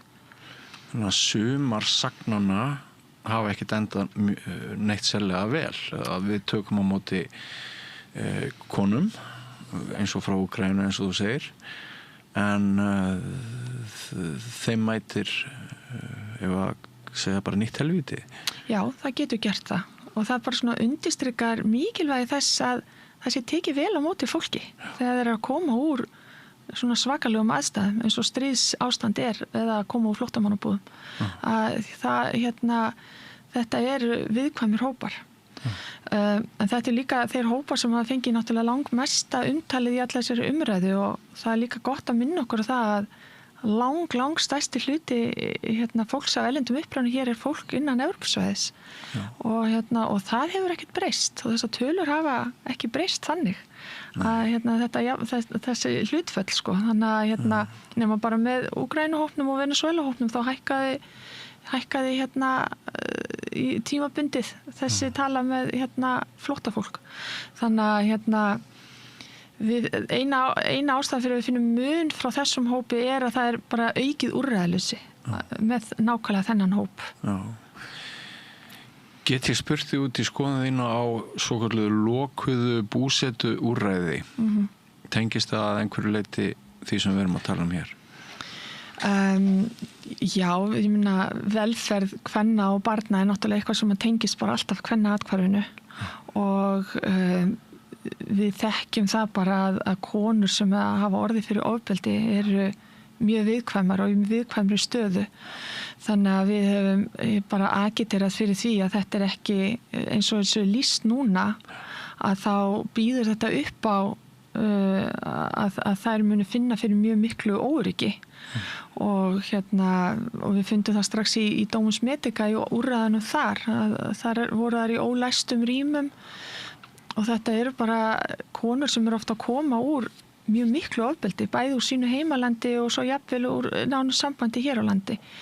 Þannig að bæði út frá konunum og svo náttúrulega einnig úr börnunum þá hefur manni svona fundist þetta ekki endilega að vera rétta leiðin en það hafa kannski ættum að reyna að læra svolítið af því sem við erum að sjá í kringum okkur að þá hefur það sýnt sig að aukið samstarf með fólki sem á að vísa á landi hefur alltaf verið til miklu leitt til miklu betri útkomu. Þannig að ef að þú ert í samstarfi og góðu samtali við fólk sem á að fara úr landi þá er bara miklu meiri líkur á að það muni ganga vel fyrir sig. Það er mjög fá undantekningatilvik þar sem er eitthvað vesen. Þannig að þarna ertu að fara alveg í hinn áttina. Þannig að svona út frá konum sem að hafa þurft að þola ofbeldi þá eru ansi mörg atriði sem þarf að skoða vel og ígrunda mjög rækilega áður en að fara þeirra stað í svona verkefni. Já.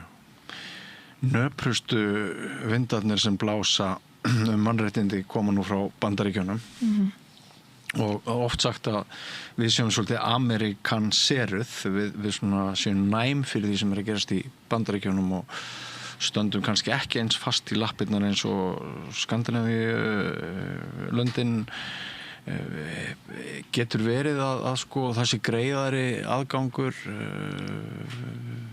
vondrar þróunar í Bandaríkjunum að okkar samfélagi, við séum bara rétt að sjá upp af þeirrar sögu núna með liti til þess hve oft haldið fram að við tilengum okkur bæði góða hluti og vonda hluti frá Bandaríkjunum. Sko, vanalega myndi ég segja já. Að við séum svona, okkur oft lýst þannig að við snúum bakinu við Evrópu og faðmunum við Bandaríkjunum menningarlega séð og eitthvað svona. Skandinavar hafa stundum lýst okkur þannig. Já, og þeir gera það nefnilega sjálfur. En í þessum málaflokki allavega með sko þróun umræðunar, bæði varðandi bara kynbundið ofbeldi, kvenhatur, kvennamorð og þróun á þjónustu við þolendur. Þá eru við á margan hátt að standa fastar í fæturnar heldur en Norðurlöndin. Já. Þannig að þau eru á margan hátt komin lengra í vandræðaskap og eru svolítið að reyna að byrja að snúa tilbaka. Já, samanber þetta sem þú sagði með Svíþjóð áðan. Já, og við erum að horfa upp á í Danmörku að það eru helmingur held í kvennaatkvæða orðin núna einkarekin og nú verið að fara að snúa tilbaka með það, af því það hefur bara alls ekki gefið góða raun, það sem verið að fara að slást einhvern veginn konur, það borgað þá á hverja konu, hversu marga konur koma yfir árið og það hefur allt það sem að þessi svona grunnþjónusta atkvars sem svo erfitt að segja orð, sem þessi kvennakraftur og þessi samstáð og það sem finna þegar koma inn og það sem við beislum svo vel hjá kvennaatkvarinu og hefur orðið til þess að fyrir 20 árum voru yfir 60% kvenna að fara tilbaka í óbreytt ástand og núna þetta 11-14%. Þannig það hvernig við nálgumst þetta. Stuðningurinn og tíminn sem þær fá og við sjáum bara að í rauninni eins og Danmörk og aðrir eru að snúa tilbaka úr þessari gryfju sko. Þannig að já, við á margan hátt eru þau farin að horfa til okkar þarna. Þannig að ég vona bara sannlega að við höldum okkar striki og lærum að því að þau hafa verið að fara í þess átt og það hefur ekki verið að ganga vel. Þannig að og eins þetta að svona neutralisera tungumálið og með ekki tala lengur konur og kynbundið ofbeldi. Það græðir enginn á því. Þetta baráttu okkar allra og það enginn að taka af öðrum kynjum og þjónustu við önnur kyn þó svo við höldum áfram að tala kynbundið ofbeldi sem alvarlegan faraldur. Þetta mjög áhugavert. En jólin eru framundan. Já. Hvernig tími eru jólin í kvennaatkvarinu? Jólin eru náttúrulega, það erfitt að vera í kvennaatkvarfi við jól og það vilja allir vera heima hjá sér á jólunum. Þannig að kvennaatkvarfi svolítið viðkvæmur tími og það svona stutt í tárin ofta í þessum mánuði. En samaskapið þetta líka oft léttir og börnin hafa stundum talað að þetta eru fyrstu jólin sem þau mun eftir það sem þau voru bara áhyggjulaus. Þannig að það oft líka bara mikill léttir og gleði svona sem að tekur svo einhvern veginn yfir þegar fyrir að ganga á mánuðin og við erum rekin eins og stórt heimili þannig að við rekum þetta eins og stórt heimili þannig að við höldum bara jólin með öllu sem því fylgir. Það bara jólatrí og jólamatur og baka smákökur og það vinnur húsmóðir í atkvarinu sem að tryggir að það alltaf hjarta í húsinu og við reynum að passa að það sé komið vel á móts við alla, að þeim líði sem allra best eins og mögulegt á þessum tíma. Það sérstakur ráðgjafi með börnunum sem svona tekur sérstaklega utan þau að þau séu að lenda vel í húsi á svona erfiðum tíma. Við finnum fyrir ótrúlegum velvilja í samfélaginu. Fólki umhugað hvernig konur og börn hafa það í atkvarinu yfir jólin. Og við viljum öll að það líði bara öllum vel sem þurfa að vera þarna á þessum erfiða tíma. Þannig að það er bara allt í lagt. Við erum bara á fullu að gera jólalegt og undirbúa og það og þannig störfum við alltaf og við vitum aldrei nákvæmlega hvernig atkvæði verður. Þú veist, það gæti komið inn bara stóra fjölskyldur kortir í jól, þannig að við erum bara tilbúnar í allt. Og við erum bara alltaf að reyna að agitera það líka fyrir konum, og það eru margar sem að horfa á kvennaatkvæði sem einhvers konar stað, eða þú ert bara einhvern veginn á götunni, þú þarft að yfirgefa heimilið og þú hefur bara alls engan stað til að fara á. En raunin er svo að það að stíga út úr ofbeldissambandi er ofboðslega flókið og þetta gerist alls ekki að sjálfum sér og líkurnar á að fara tilbaka eru oft mjög miklar af því þetta er bara flókið mál, flókið samband sem átt við þinn geranda. Þannig að við höfum hvatt konur til þess að leita til okkar í auknum mæli til þess að fá hennar stuðning og fá þessa ráðgjöf og jafnvel koma til okkar frekar heldur en að vera á sófanum hjá mamma og pappa eða í herbergi hjá vinkonuna því að líkurnar á að þú þurfir að þú gefist upp og farið tilbaka eru bara svo miklar. Þannig að við búum við þann lúksus að kvennaatkvæði er aldrei fullt. Við tökum alltaf á móti konum sem þurfa á því að halda. Þannig að það myndast aldrei hjá okkur biðlisti eða annað slíkt. Þetta höfum við fram yfir Norðurlöndin sem eru rekin svolítið meira eins og stofnanir. Það sem er fullbókað og mega bara vera viss margir og annað slíkt. Þannig að og svo náttúrulega erum við að fara í stærra atkvarf. Þannig að þá getum við ennþá betur tekið á móti konum og börnum. Ég ætlaði aðeins að vikja því í lokin. En skiljið þið rétt að það kemur hólskefla af konum og jafnvel með börn rétt fyrir jól. Hefur þið einhverjar aðrar álmur heldur en kvennaatkvæði sjálft til þess að hýsa fólkið? Nei. Bara, en þú getur tekið við öllu? Já. Tekur endalaust við? Já. Ef að konur eru sannarlega að flýja heimil sín sökum ofbeldis og þá tökum við á móti þeim. Við erum líka með atkvarf á Akureyri. Þannig að þar eru við líka með nóg pláss. Þannig að þær geta líka þá farið þangað. En þetta hefur alltaf gengið. Þú veist, aðsókn í að dvelja í kvennaatkvæðinu er svona, hún fer alveg upp og niður en hún alltaf svolítið svona mallar í því sama. Þannig að við hefum alltaf, það er einstakar sinnum komið fyrir að við þurfum að draga út svefnsófa eða sækja dýnur. En annars fer oftast bara mjög vel alla í atkvæðinu. Faðmur atkvæðsins er óendanlega opinn. Já, hann er það. Já, það veitir ekki af. Og það eru bara, af því þetta er ekki stofnun, af því við stöndum fyrir utan kerfi, þá finna þær það líka þegar koma til okkar. Við erum ekki hluta kerfinu, við erum alltaf með þeim í liði og þær stjórna ferðinni. Það er einhver búin að stjórna þeim nógu lengi, þannig að þær taka sínar eigin ákvarðanir, þær fara sína leið og það er enginn að vasast í því og ef þær ákveða að fara tilbaka eða taka aðrar ákvarðanir sem að við erum ekki sammála að þá er enginn að fetta fingur út í það. Það eru bara alltaf velkomnar aftur. Nei, þú myndist á hann á gleðina. Ég held að sé kannski ranghugmynd sumra að það sé alltaf bara sorg og sút í kvennaatkvæðinu. En það er nefnilega oft er það ekki mikil gleði. Já, mikil hlegið. Mikil hlegið. Já, algjörlega og það er mikil gleði. Það er náttúrulega viss léttir í fyrsta lagi og svo bundast þær bara oft svo ótrúlega fallegum böndum konurnar sjálfar og börnin.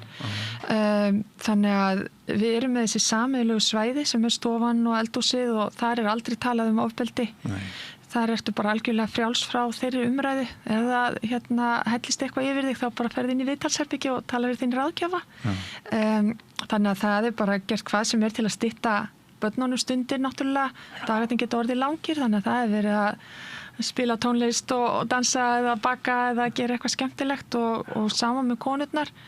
Þannig að starfskonurnar eru alveg ótrúlega magnaðar náttúrulega. Þær þurfa að lesa hópinn hverju sinni. Þannig að þú ert kannski frá í nokkra dag og kemur aftur, þá er kannski bara allt öðruvísi barnahópur. Það var kannski fullt af litlum börnum og svo kemur við tilbaka og það eru bara unglingar og þú þarf bara algjörlega að skipta hvað þú ætlar að gera á vaktinni og suma konur þurfa bara mikinn frið og ró, aðrar eru búin að vera lengi og eru tilbúnar í alls konar aksjón. Þannig að en almennt við höldum upp á alla tillidaga og notum öll tækifæri til að gera okkur glæðan dag í kvennaatkvæðinu. Frábært. En já, þá kannski rétt aðeins í lokin varðandi þessa flutninga. Já. Hvert eru þið aftur að fara? Ég ætla náttúrulega ekkert að segja þér það. Nei, þú getur ekki sagt það. Við erum svona, við erum að flytja og það í Reykjavík og við seljum eigum húsi sem við erum í núna. Já. Þannig að við seljum það og erum að byggja sjálfar. Við fórum að stað, reyndum að finna eitthvað sem myndi henta og það hentaði ekki neitt. Nei. Þannig að við fórum bara, finnum að þjóðin með okkur. Þannig að við fórum bara að stað og söfnuðum fyrir nýju húsi og erum að byggja það. Já. Það verður tilbúið í vor, búið að ganga alveg ótrúlega vel og þar getum við tekið á móti, það opbóðslega mikið að stigum í atkvæðunum núna og við viljum geta tekið betur á móti konum sem eru með fötlun eða eru bara almennt eitthvað lélegar í kroppnum sem þær eru náttúrulega oft. Eins það oft með börn sem eru með sérþarfir eða fötlun.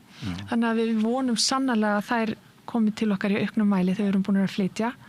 Við ætlum að halda áfram með þessa stefnu að reka þetta eins og heimili. Sumi atkvæði eru þannig að það eru sér íbúðir fyrir allar konur.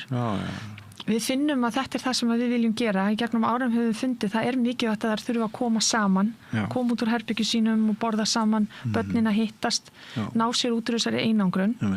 En í nýja atkvæðinu eru svona fleiri svæði þar sem hann geta samt verið út af fyrir sig og átt svona sína stundir og verið í friði.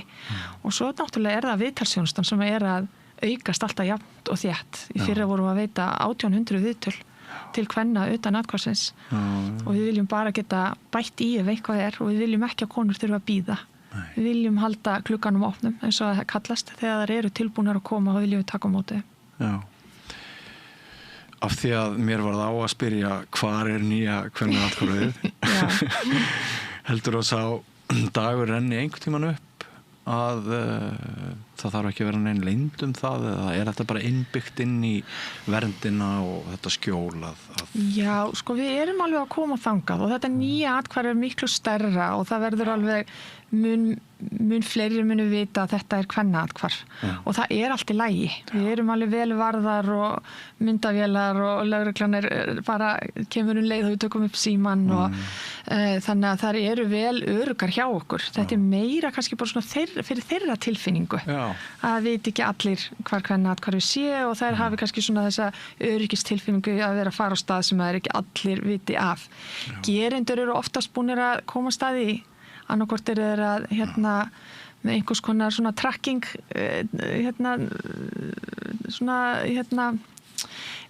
dót sem þeir setja í bílana eða í skólatöskotnar, þeir fylgjast vel með sínum þólendum og eða spyrja börnin eða annað þannig en þeir koma ekkert í kvennaatkvæðið. Það ekki verið að sækja þangað, það eiginlega vittlausasta sem hún getur gert af því þá ertu strax komin í mynd og veit allir hvað þú ert að gera.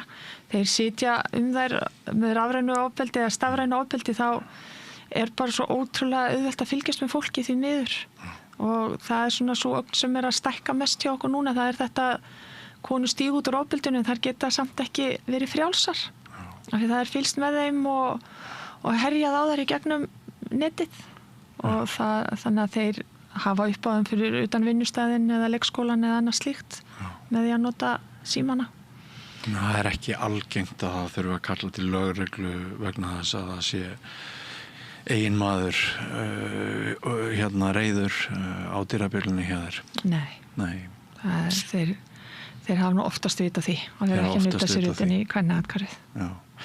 En ef þið væru hefðbundi stofnun þá væru svona önnur lögmál þannig að þú ert svolítið búin að selja mér að það sé best að hafa þetta forma áfram eins og þú hefur lýst í. Já, við finnum líka bara að þessi mikli sveigjanleiki sem við getum sýnt konunum bara nákvæmlega það sem þær þurfa og það það sem heldur þeim hjá okkur. Og það alltaf loka takmarkið að það að þær haldist hjá okkur nógu lengi annars séu búin að koma undir þessu fótunum og geta hafið sitt eigið líf eftir að það eru hjá okkur.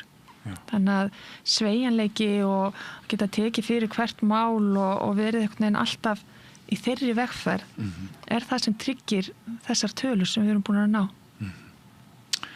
Kæri þakkir, Linda Dröfn Gunnarsdóttir, framkvæmdastýra kvennaatkvæðsins. Ég óska þér og þínum gleðilegra jóla og vona þau verði ánægjuleg og skemmtileg í kvennaatkvæðinu og takk fyrir að bregðast við þessum spurningum. Við byrjuðum á því að ræða útlendingaandúðina og fórum svo víðar en mjög lærdómsríkt fyrir mig að heyri þér. Takk fyrir. Takk fyrir mig.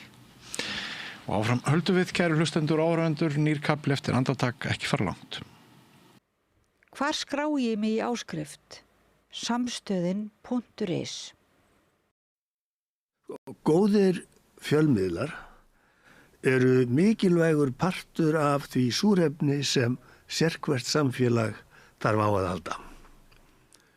En góðir fjölmiðlar þeir þurfa ekki endilega að vera hlutlausir, en þeir verða að vera sjálfstæðir.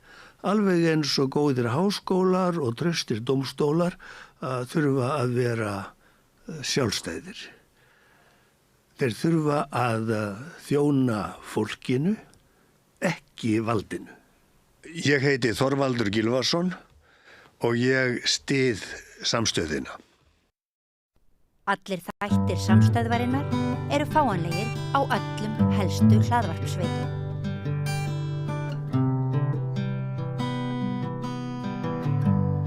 Herðu, það er þjóðaröryggisstefna Bandaríkjanna, plaggið sem að birtist snemma morguns, föstudagsmorgun í Evrópu, seint á fimmtudegi í Bandaríkjunum.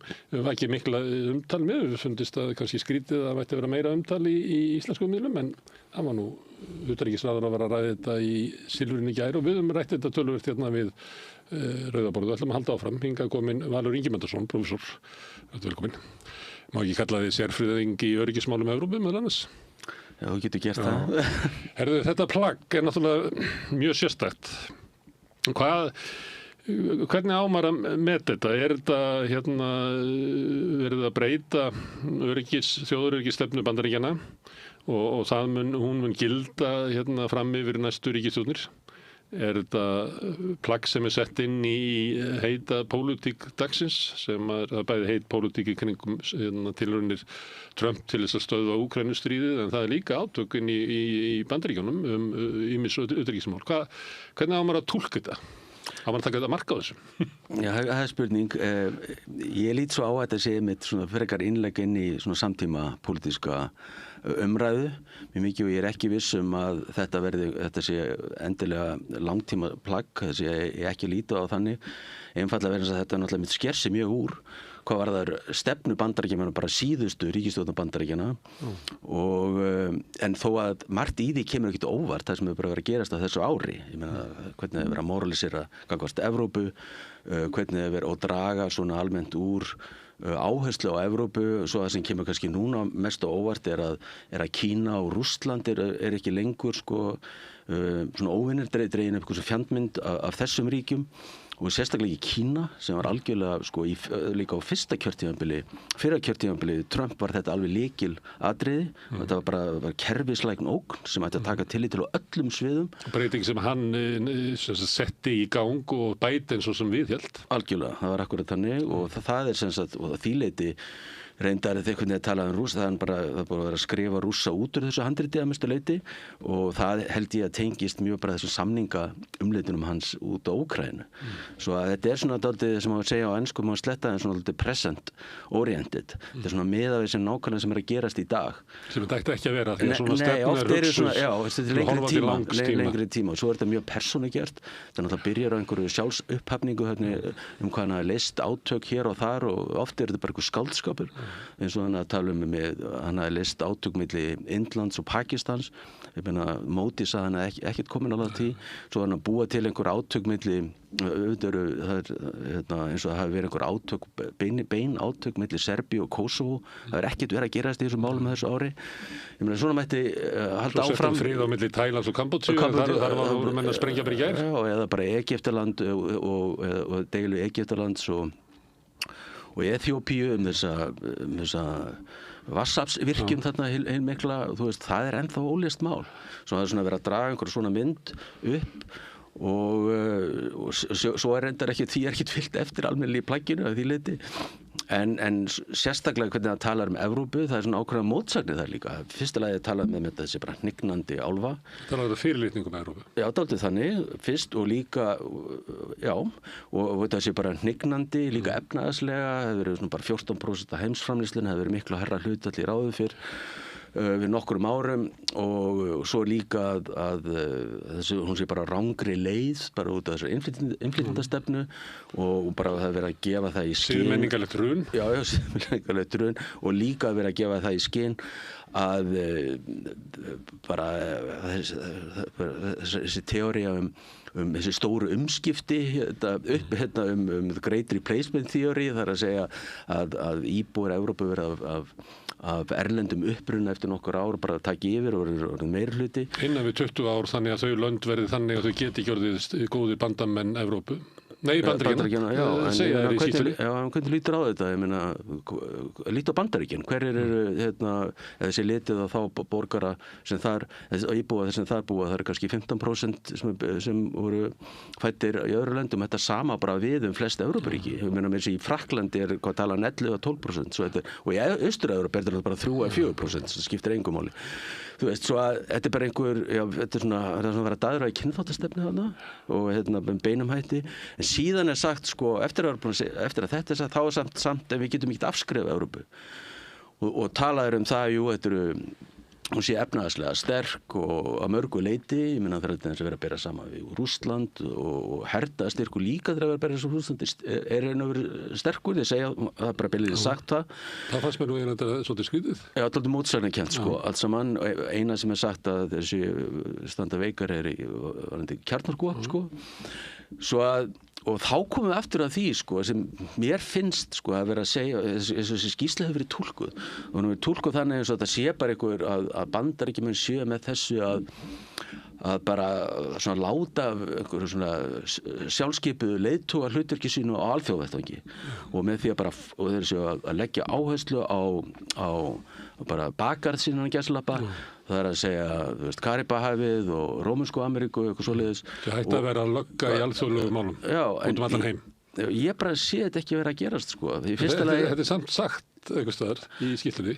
Já, en á sama hátt er verið að ítreka stefnuna gagnvart Tævan og í Kyrrahafi. Það er líka sagt að við viljum þrátt fyrir að hlutinni séu að fara í ranga átt í Evrópu að þá á samt að rækta sambandi við Evrópu á sumum sviðum og ég vil meina það. Og sérstaklega flokka sem eru svona like-minded trumpistunum. Já, það er verið að gefa það náttúrulega í skyn að þessi populistaflokkar og gefi líka skyn að þeir séu þeir eini sem getur viðhaldið tjáningafrelsi í Evrópu og annað slíkt, svo náttúrulega hver er besti... Og karakter Evrópu bara. Já, en hver er besti, helsti vinnur Trump í Evrópu? Það er Orbán. Og þessi maður sem hefur að sölsa undir sig svoleiðis bara fjölmiðlum, ekki bara, og náttúrulega ræður öllu meira og minni í ríkisfjölmiðlum.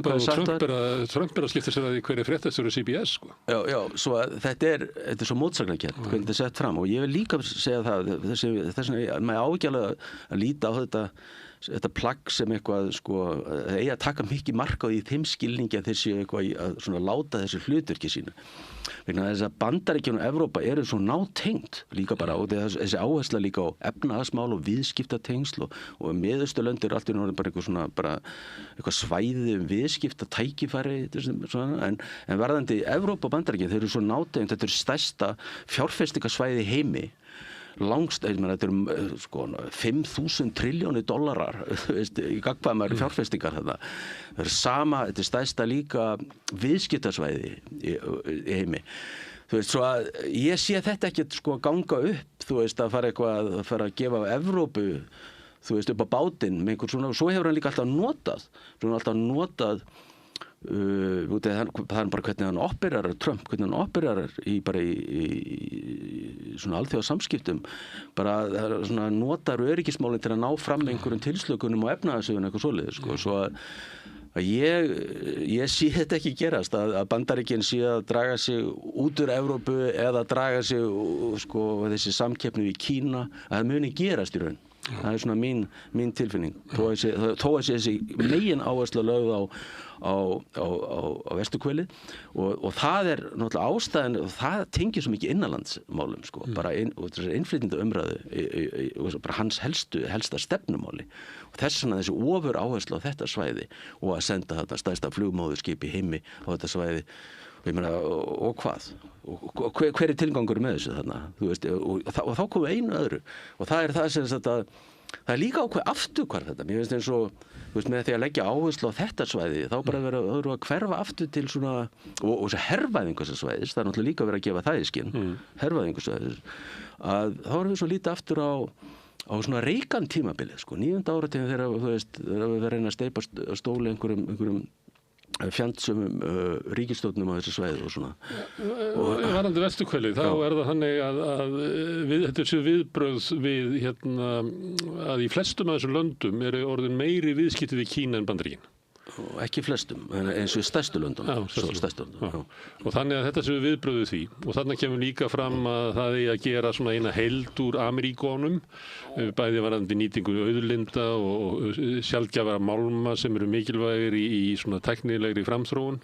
Þannig að það er eins og hann vilji búa til bara svona samilegt svæð úr þessu og þá hugsaði maður nú, já það var út af því sem hann talaði svona Kanada og Grænlanda á þessum tíma. En fókusin er kannski meira suður í þessari skýrslu. Og það hljómar einmitt eins og þú ert að segja með Reagan, hann ætli að fara hann skipti sér að kosningunum í Argentínu. Hann sagði að stuðningur Bandaríkjanna verið háður því að Argentínumenn myndu kjósa flokk Milei. Hann að skipta sér að forsetakosningunum í Honduras, ég veit ekki hvort þessu búnir að telja núna, hann að hvetja til þess að hætta að telja því að hans maður yfir og hann náttúrulega talar mjög fjálglega að skipta yfirvöld í Venezuela og stundum hljómar það eins og hann verið til að gera það bara í Kólumbíu líka eða eitthvað. Þannig að þetta er klárlega, þetta er stór þáttur í utanríkisstefnu þessar ríkisstjórnar. Algjörlega og það verður með að tengja þetta plagg bara við þessa stefnu sem hann er að framfylgja og akkurat þá eru aftur komin að þessu hvað þetta er að, mér finnst hún, þessi skýrsla byrja þessu merki að hún svona endurspeglar það sem nákvæmlega gerist í dag. Eins og þetta, stærsta flugmóðskip í heimi komið þarna og þessi þrýstingur á Maduro í Venezuela og svoleiðis. Og hvað ætlar að gera? Hvað eru margir bandarískir hermenn í Karabahefinu kannski, ég veit ekki, 10.000 eitthvað svoleiðis, ég meina her Venezuela, það eru 200.000 manna her.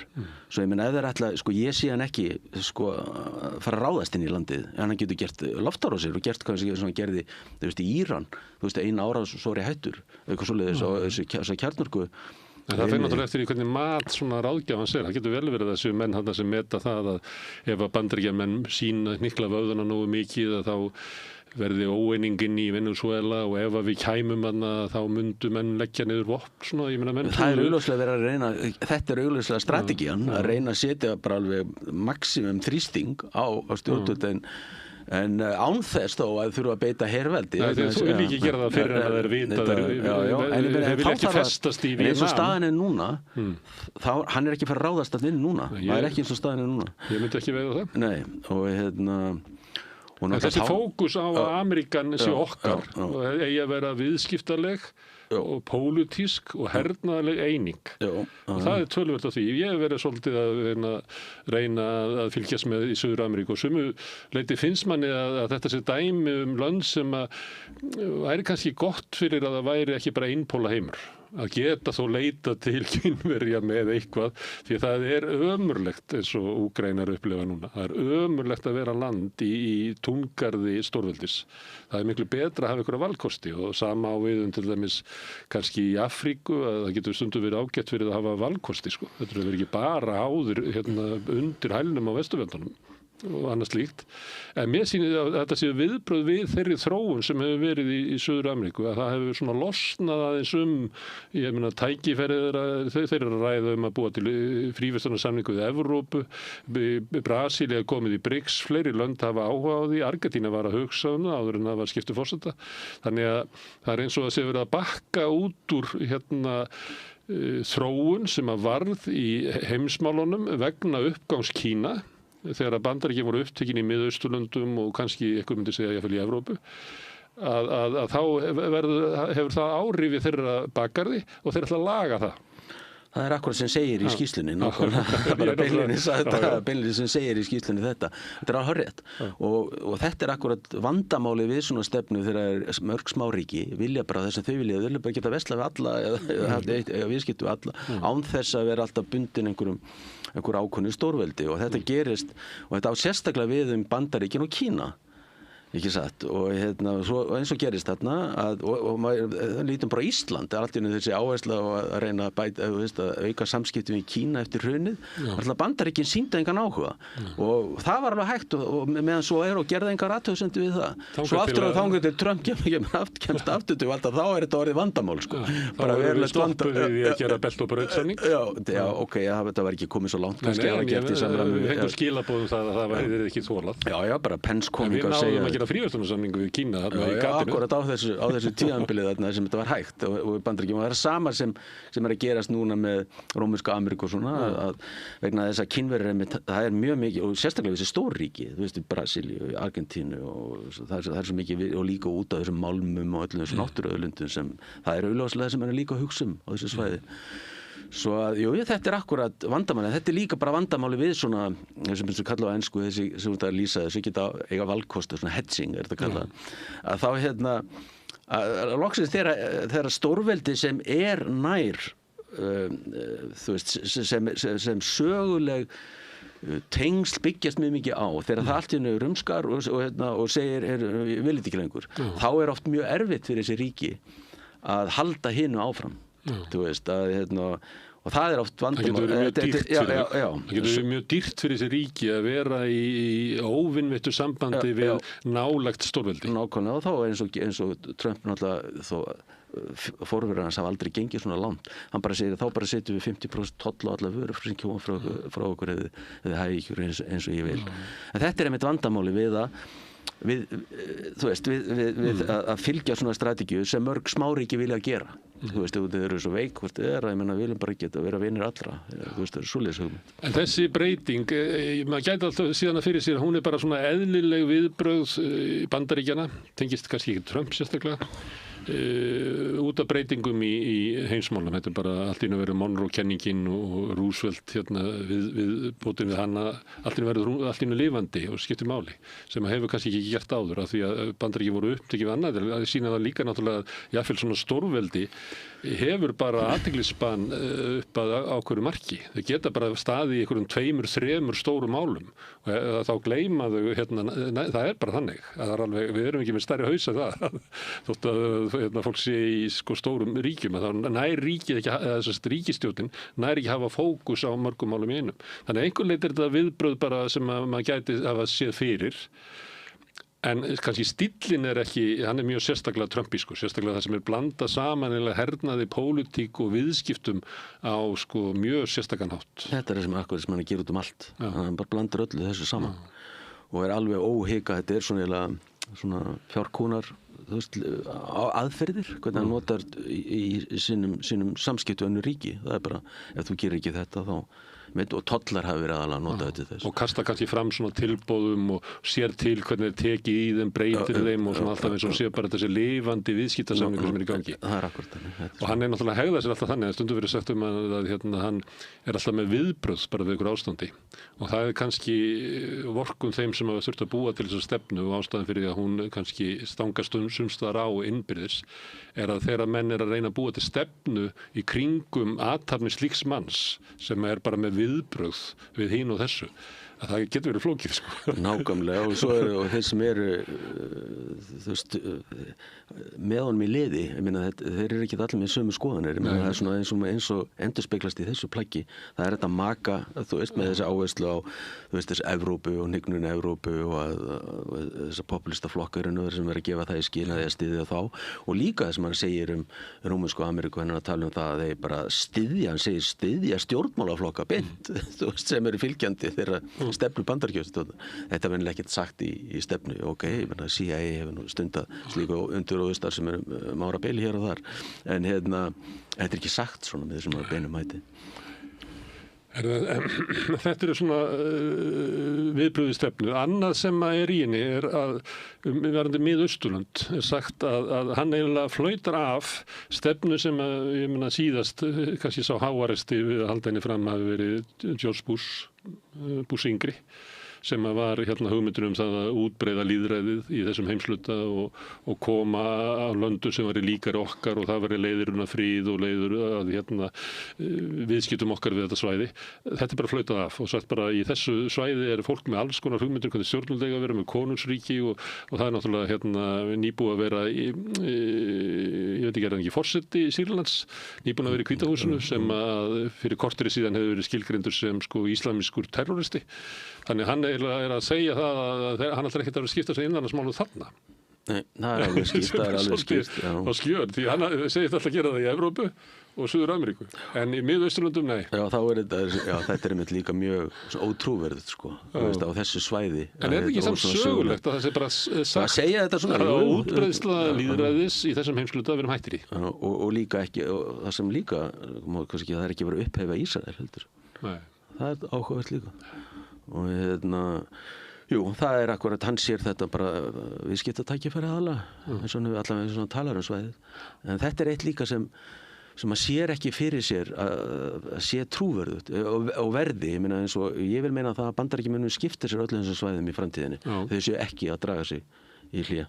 En þeir munu kannski hægt að vera með þetta yfirvarp sem Bush var með að þeir væru að útbreiða lýðræðis. Já, það alveg farið út úr þessari stefnu. Hann hefur aldrei falið það. Hann á móti bara mannréttindi, lýðræðis, útbreiðsla mitt lýðræðis, öll gildi, þannig gildi eru komin út úr þessari stefnu og það náttúrulega eitt sem að Bandaríkjaþingi munu eiga erfitt með og það náttúrulega margt þarna og líka þú tekið til því hvernig viðbröðin í Bandaríkjunum, það eru alveg örfáir sem republikanar sem eru búin að bregðast við þessu og það eru þarna einn eða tveir sem bara einn sem sagði steig fram og sagði þetta náttúrulega alveg bara frálegt sko, þú veist eitthvað svoleiðis, ég algjörlega á móti þessu og en aðrir þegja og það margt þarna sérstaklega og eins svona sem eru að lesa sér hans til að mörgum þar finnst bara hvernig þið tala Rússland dæmis. Það alveg horfið úr öllu þú veist og svo að þeir sem eru dæmis í hermálanefnd þingsins, það eru replíkanar þar sem eru miklu meira svona traditional replíkanar sem ekkert það sem þeir geta tekið undir svona meiri áherslu á samt á vesturkvelið sko, bara út af því að það svona almennt bara stefnan á innflytjendamál og allt þetta en ég meina þeir geta ekki og líka svo munur við segja hvernig heldur það veri líka í framkvæmd þessi samkeppnið í Kína og alþjóðavettingi, auðvitað mun hún halda áfram ég meina bara eftir því sem Kína styrkist og það náttúrulega, þú veist, og verður þessi miklu samkeppni algjörlega svo bara ég held bara í framkvæmd þá verður þetta öðruvísi það svo nýtt tilfinning, það bara verði í framkvæmdu verði þetta öðruvísi. En þetta með Miðausturlöndin, þetta ekki bara afleiðing af því að svo stefna sem að ég nefni George Bush, en það voru margir fleiri sem hafa svo áberandi í hans tíma, að það bara svo stefna var gjaldþrota. Og þannig að svo stefna var gjaldþrota bara þegar hún var sett fram þetta sér þetta í hug þannig að hún verður ekki þó svo að þetta viðskiptatækifæris tal hans að það muni, en Bandaríkjamenn þurfa eiginlega að búa til þá nothæfa stefnu fyrir Miðausturlönd og kannski Ísrael að þú nefnir það því að það eiginlega furðulega lítill þáttur í þessu sem mjög sérstakt frá Bandaríkjunum en kannski það vegna þess að það bara pólitískt sko svo hættulegt sérstaklega inni í makarhefingunni þar sem að hún að sumuleyti ég kann ekki að telja það sko hvort þessi klopningur svona í 50-50 eitthvað en það allavega mjög sterkar raddir inni í makarhefingunni sem eru bara ósáttir við að Bandaríkin skuli alltaf taka hagsmuni Ísrael fram yfir hagsmuni Bandaríkin eins og þeir myndu orða Nákvæmlega. Nei, það verður fróðlegt að sjá, ég meina þá er þetta ekki eftir að leysa, nú þetta friðarsamkomulega hans þarna og varandi Gaza, þú veist að nú eftir að hvað gerist þar og svo ég meina hann þetta mun ekkert snúast bara viðskipti, þú veist, pólitíkin á svæðinu, það náttúrulega alveg að reyna. Það vann sig að sjá að leiðin sem hann hefur boðað sé framkvæmanleg. Já, það mjög orðað þannig. Þetta svona óskykja. Já, og svona Herðu, Evrópa, það búið að vera lengi á leiðinni að Bandaríkjamenn séu að draga sig aðeins úr Evrópu og legg minni áherslu á það. Við þekkjum það náttúrulega hér. Innkoma Bandaríkjanna í Evrópu byrjaði hér þegar heri kom og kannski var það bara fyrsta merki að minni áhuga Evrópu þegar heri fór af minni segði. Var ekki 2004. En ég menn þetta hefur verið lengi á leiðinni. En kannski er þetta sett inn í svona eins og þú ert að benda á, þetta er svona sett inn í pólitík dagsins, þannig að kannski erfitt að átta sig á því hvað er svona seigfljótandi langtíma stefnubreyting og hvað er sett upp til þess að réttlæta vilja Trump til þess að breyta stefnunni gagnvart Rússlandi. Já, það er alveg augljóst, það er innan Trump-stjórnarinnar eru ákveðnir einstaklingar og meðal annars nú fer fram sem sagt endurskoðun á herviðbúnaði og hernaðarviðveru Bandaríkjanna og alheim, bara út allan heim. Og þá er verið að tala það sem sagt að það eigi að draga úr viðbúnaði Bandaríkjamanna í Evrópu og bara kalla hermenn heim. En það er fyrirstaða í þinginu gegn þessu sko, það er fyrirstaða. Og þess vegna verður áhugavert að sjá því að núna í framhaldi þessara skýrslu og þá er kannski fyrsti prófsteinnin og hvort þessi eitthvað markana er það hvort að þessi skýrsla átt að klára hana bara í sumar og síðan hefur þetta tafist en ef hún kemur út núna á næstu vikum eins og hefur verið talað þá ætti að koma í ljós hvort þessi ykkur alvar á bakvið þetta þessi að virkja það nú eru hvað þessi ekki svona 80.000 hermenn í 75-80.000 í Evrópu, bandarískir hermenn og þá var aðalega verið að tala það og sá sem fer fyrir þessari vinnu reyndar hefur verið talsmaður þess að draga mjög úr viðveru Bandaríkjanna í Evrópu en hann hefur nú ekki alltaf náð sínu fram svo að áhugavert að sjá hvernig þetta mun skilur og sérstaklega út í að þá er verið að tala þessi frontline states líka eins og Rúmeni og Búlgari og eitthvað svoleiðis svona að það verið að draga þaðan út af því að ef við séum litið á Þýskaland það er náttúrulega margir hermenn í Þýskaland en viðverðan er að þar hún tengist ekki bara Evrópu, hún tengist líka bara umsögum þeir annars staðar í heiminum, Afríku og eitthvað svoleiðis sko, Miðausturlöndum og svona. Svo að það voru aðeins að sjá í því samhengi líka sko. En það er svona fyrsti prófsteinnin á þessu stefnu. Hvað kemur út af þessu og í framhaldi þess síðan gefur síðan hermálaráðuneytið eins og nú stríðsmálaráðuneytið sem heitir núna að það mun gefa út skýrslu sínar áherslur. Og þegar þessar tvær skýrslur eru komnar, þá ætti að vera komin einhver svona, ætti maður að sjá svona myndina, hvað svona myndir að dragast upp. Ég hlusta á ræðu Hegseth, hann var einhvers staðar, var hann ekki í Texas, þess að mann var einmitt að tala, ég held að það eru bara á laugardaginn, og þá var hann með svona áherslur og það var mjög pólitísk ræða sko. Það sem hann var eiginlega að reyna að tengja sko Trump við Ronald Reagan. Hann var í bókasafni Ronald Reagan, ég veit, mér fannst þess að vera í Texas, en ég er alltaf núna efins um það. Það er ekki Texas í Kaliforníu. Bókasafni er í Kaliforníu. Já, hann hefur verið þar. Og þá voru áherslunar til dæmis á Vesturkvelið og var svona verið að réttlæta pólitísk afskipti og fleira, en hún var algjörlega sko bara pólitísk sko. Og endalaust verið að tala Trump og hans sýn og hans visku og hans getu og hans vilja og þetta er alveg ótrúlegt að hlusta á þetta.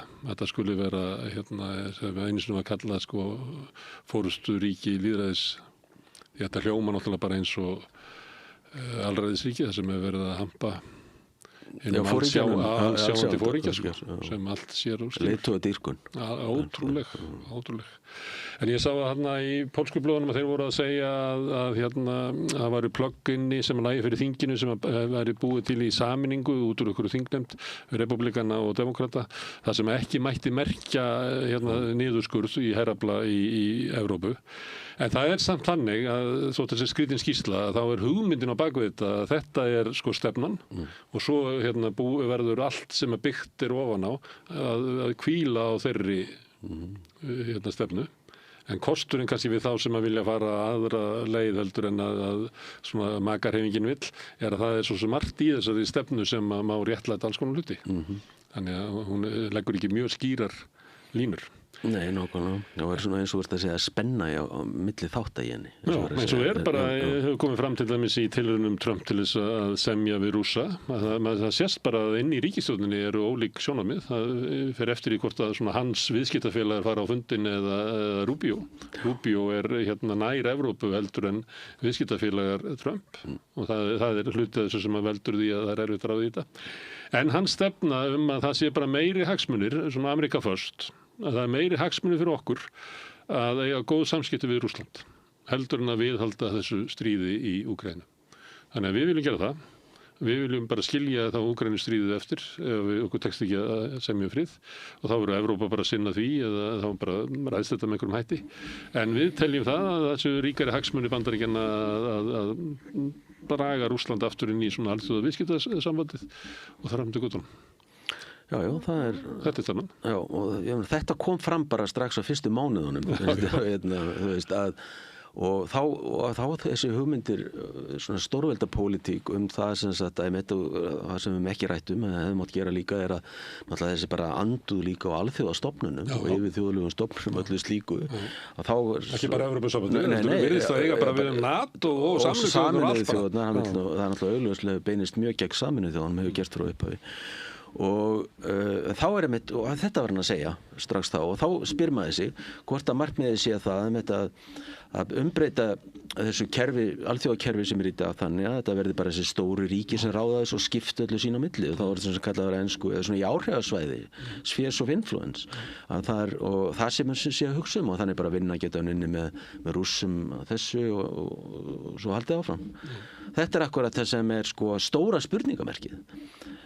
Hvort honum muni takast eitthvað svona eins og sem hann er að gefa í skinn, gaf strax í skinn eftir hann tók við og þú sér nú líka bara þess að gerast á Gaza og svona hvernig Sameinuðu þjóðirnar skiptu bara engu máli og hafa ekkert skipt máli í þessu ferli, ekki neitt. En endanum náða náttúrulega bara sinni friðartillögu gegnum öryggisráðið. En endanum vann hann raunverulega. Já, en hann hefði ekki þurft þess vantanlega, ekki einu sinni að fara með þetta hann hefði ekki farið með þetta fyrir öryggisráðið nema bara út í að vissi að þetta eru samþykktar til að fá svona auki lögmæti en samt sko sem stofnun hefur náttúrulega Sameinuðu þjóðirnar áhrifalausar. Nei, þetta er ekki niðurstaða sem kemst í gegnum vinnu innan stofnunar eða milli ríkja. Þetta er þetta bara ákvörðun Donald Trumps sem að hann þröngvar í gegnum málsaðila og svo endanum líka gegnum öryggisráðið. Sem að sýnir nú kannski svolítið veikleika samlið. Já, bara eitthvað smávegis og líka hvernig, og líka Sameinuðu þjóðirnar eiga ekki að koma að þessum með beinum hætti heldur að lausn málsins. Þú veist eins og þannig var þetta alltaf þá var alltaf að reyna að fá Sameinuðu þjóðirnar eftir stríð inn í þetta og voru sendu friðargæsluliða hvað sem það verið og stundum tóku að Sameinuðu þjóðirnar að sér bara stjórn heilu svæðana eins og sem getur með Kosovo eftir stríðið þar í nokkur ár svo að já, þetta er stórmunur og þá erum við aftur komin að þessu bara hvers konar hugmyndir hann hefur alþjóðakerfið ekki satt bara, þessu sem hefur verið í gildi og þetta er náttúrulega svona gengur gjörsamlega gegn öllum hugmyndum þess Evrópuríkja, þú veist að veikja allar þessar stofnanastrúktúr svo það verður mjög áhugavert að sjá hvernig þetta muni enda. Þá komum við kannski að spennandi stöðu sem er staða Evrópuríkjana og sumlítið hafa þau náttúrulega undanförnum áratugum svolítið neykst til þess að taka eiginlega upp stefnu Bandaríkjanna og þau hafa ekki verið að verja alþjóðastofnunnar eins og þeir hefðu kannski mátt gera þar sem að stefnu Bandaríkjanna var augljós og með þess áður en Trump kom það voru aðrar ríkisstjórnir í Bandaríkjunum sem að virtu kannski ekki með sömu fyrirlitninguna og Trump en þeir voru ekki til þess að efla og Bandaríkjanna draga þessu út úr hinn og þessu samningum og dómstólum og okkur fleira. Það er ekki sagt á eftir að koma í ljós hvort að Bandaríkin séu að draga herafla út en þau eru að draga áherslur út. Það er staða Bandaríkjanna sem svona alveg hryggjarsúlan í NATO. Ég meina það er komið spurningamerki við það.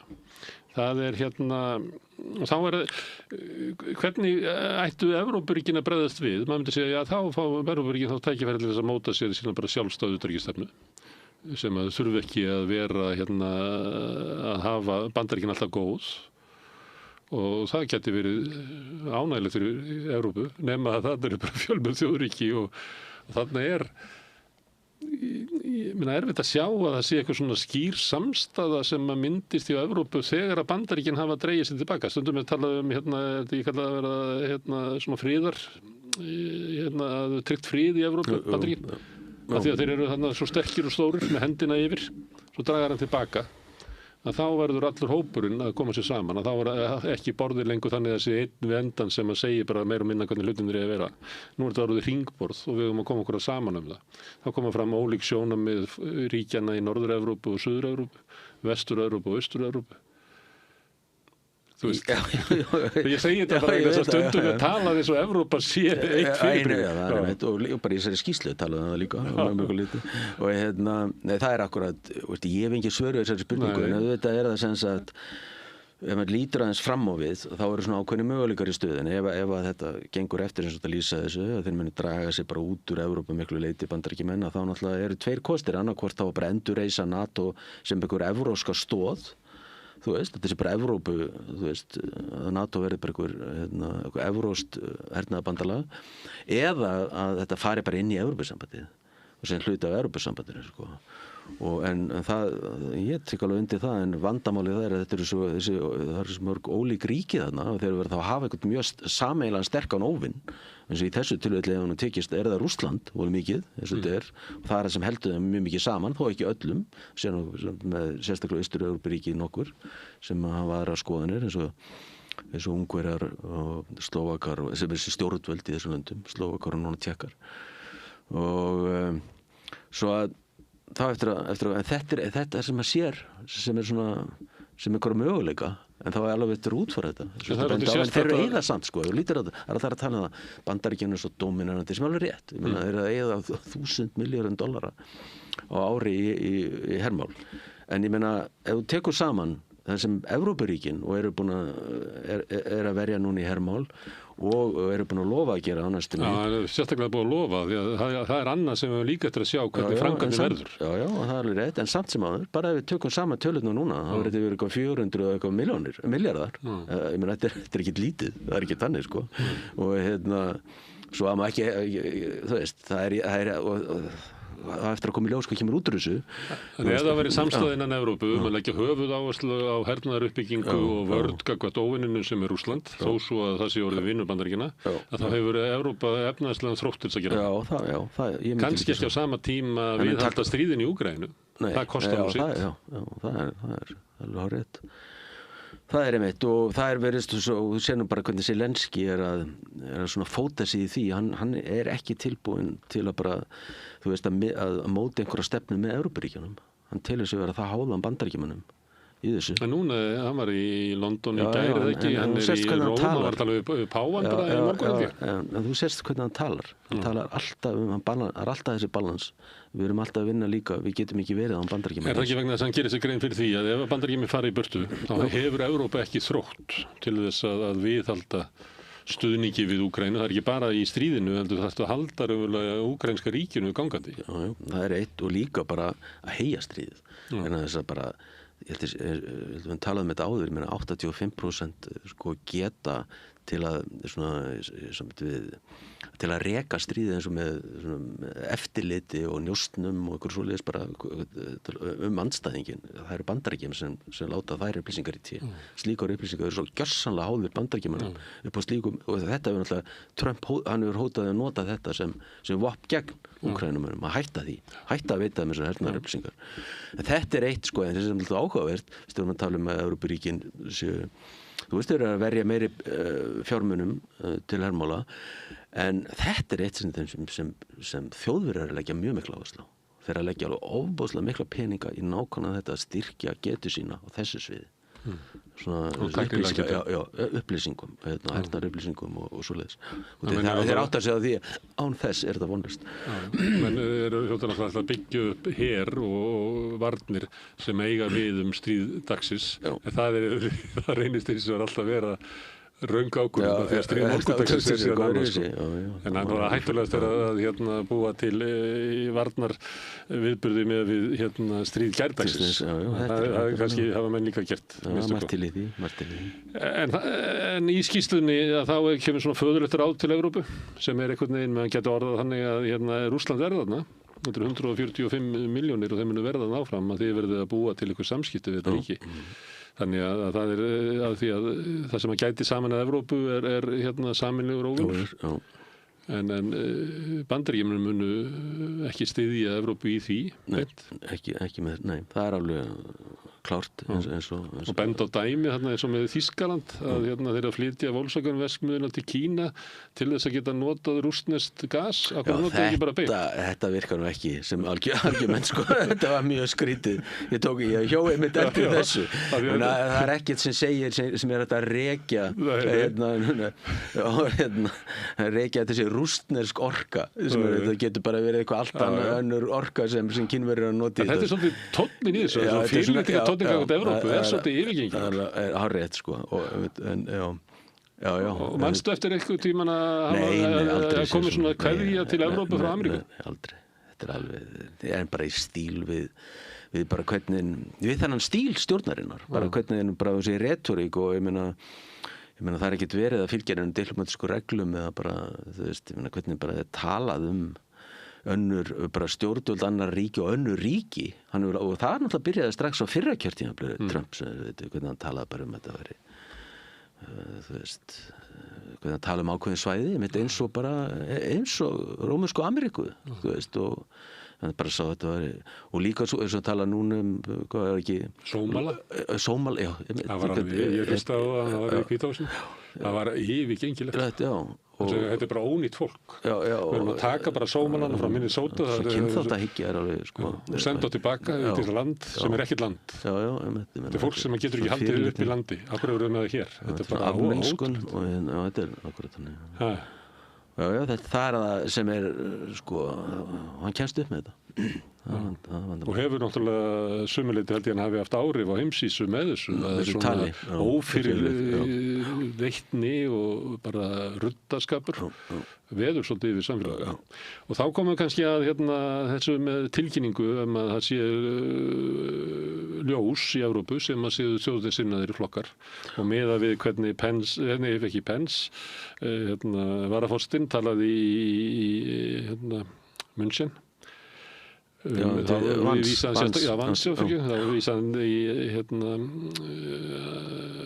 AfD sérstaklega það er alveg augljóst hvað flokka hann er að tala ég meina Farage er reglulegu gestur í Hvítahúsinu og svo er þetta á Spán er þetta Vox og þjóðfylkingin í Frakklandi og AfD í Þýskalandi og ég meina Meloni hefur talað á fundum Repúblikanflokksins og Orbán og hann var nú bara að tala í gær í viðtali við Politico hvað Erdogan þótt að sé svona tough cookie eins og hann sagði hvað hann ber mikla virðingu fyrir honum þannig að við veitum alveg svona hvaða stjórnmálaöfl og sumuleyti þá er verið að stilla þarna upp að gamla kerfi sem hann var að það er bara mikil hnignun og eyðilegging og það stríðir gegn vilja þjóðarinnar því að það er náttúrulega alltaf innbyggt inn í hugmyndi populistana að þeir sem eru kostið til valda eins og Trump í gegnum hann fer eiginlega raunverulegu vilji þjóðarinnar og hann lítur svo á að AfD í Þýskalandi eða Farage í Bretlandi séu með þennan hæfileika að geta talað hvernig raunverulegi vilji þjóðarinnar, hérna raunverulegu þjóðar,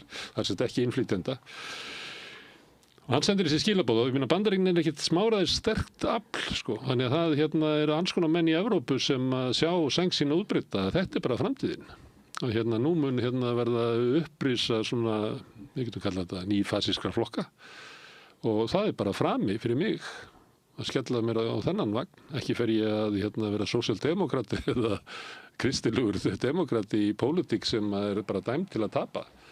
Þannig að þetta er svo nálægt bara svona innanríkispólitík að maður fyrir að hugsa alls konar svona hvaða áhrif þetta hefur á því svæði sem að kannski þjóðöryggisstefna Bandaríkjanna hefur vanlega ekki sko. Nei, ég veit samt ekki hvað mér rekja þetta til Trump beint sko, eða hvað þá þessari stefnu. Þetta hefur bara verið að gerast undanfarin ár, ekki satt, í Evrópu.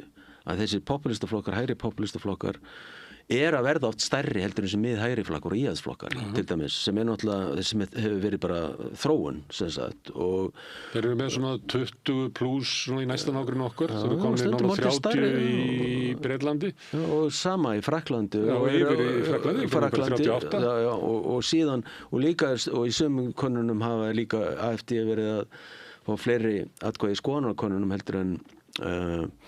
heldur en kristilegir, þú veist, eða svona svipa allir svona núna. Svo þetta að gerast allstaðar, en ég veit ekki hvað maður tengi þetta beint við Trump, sko.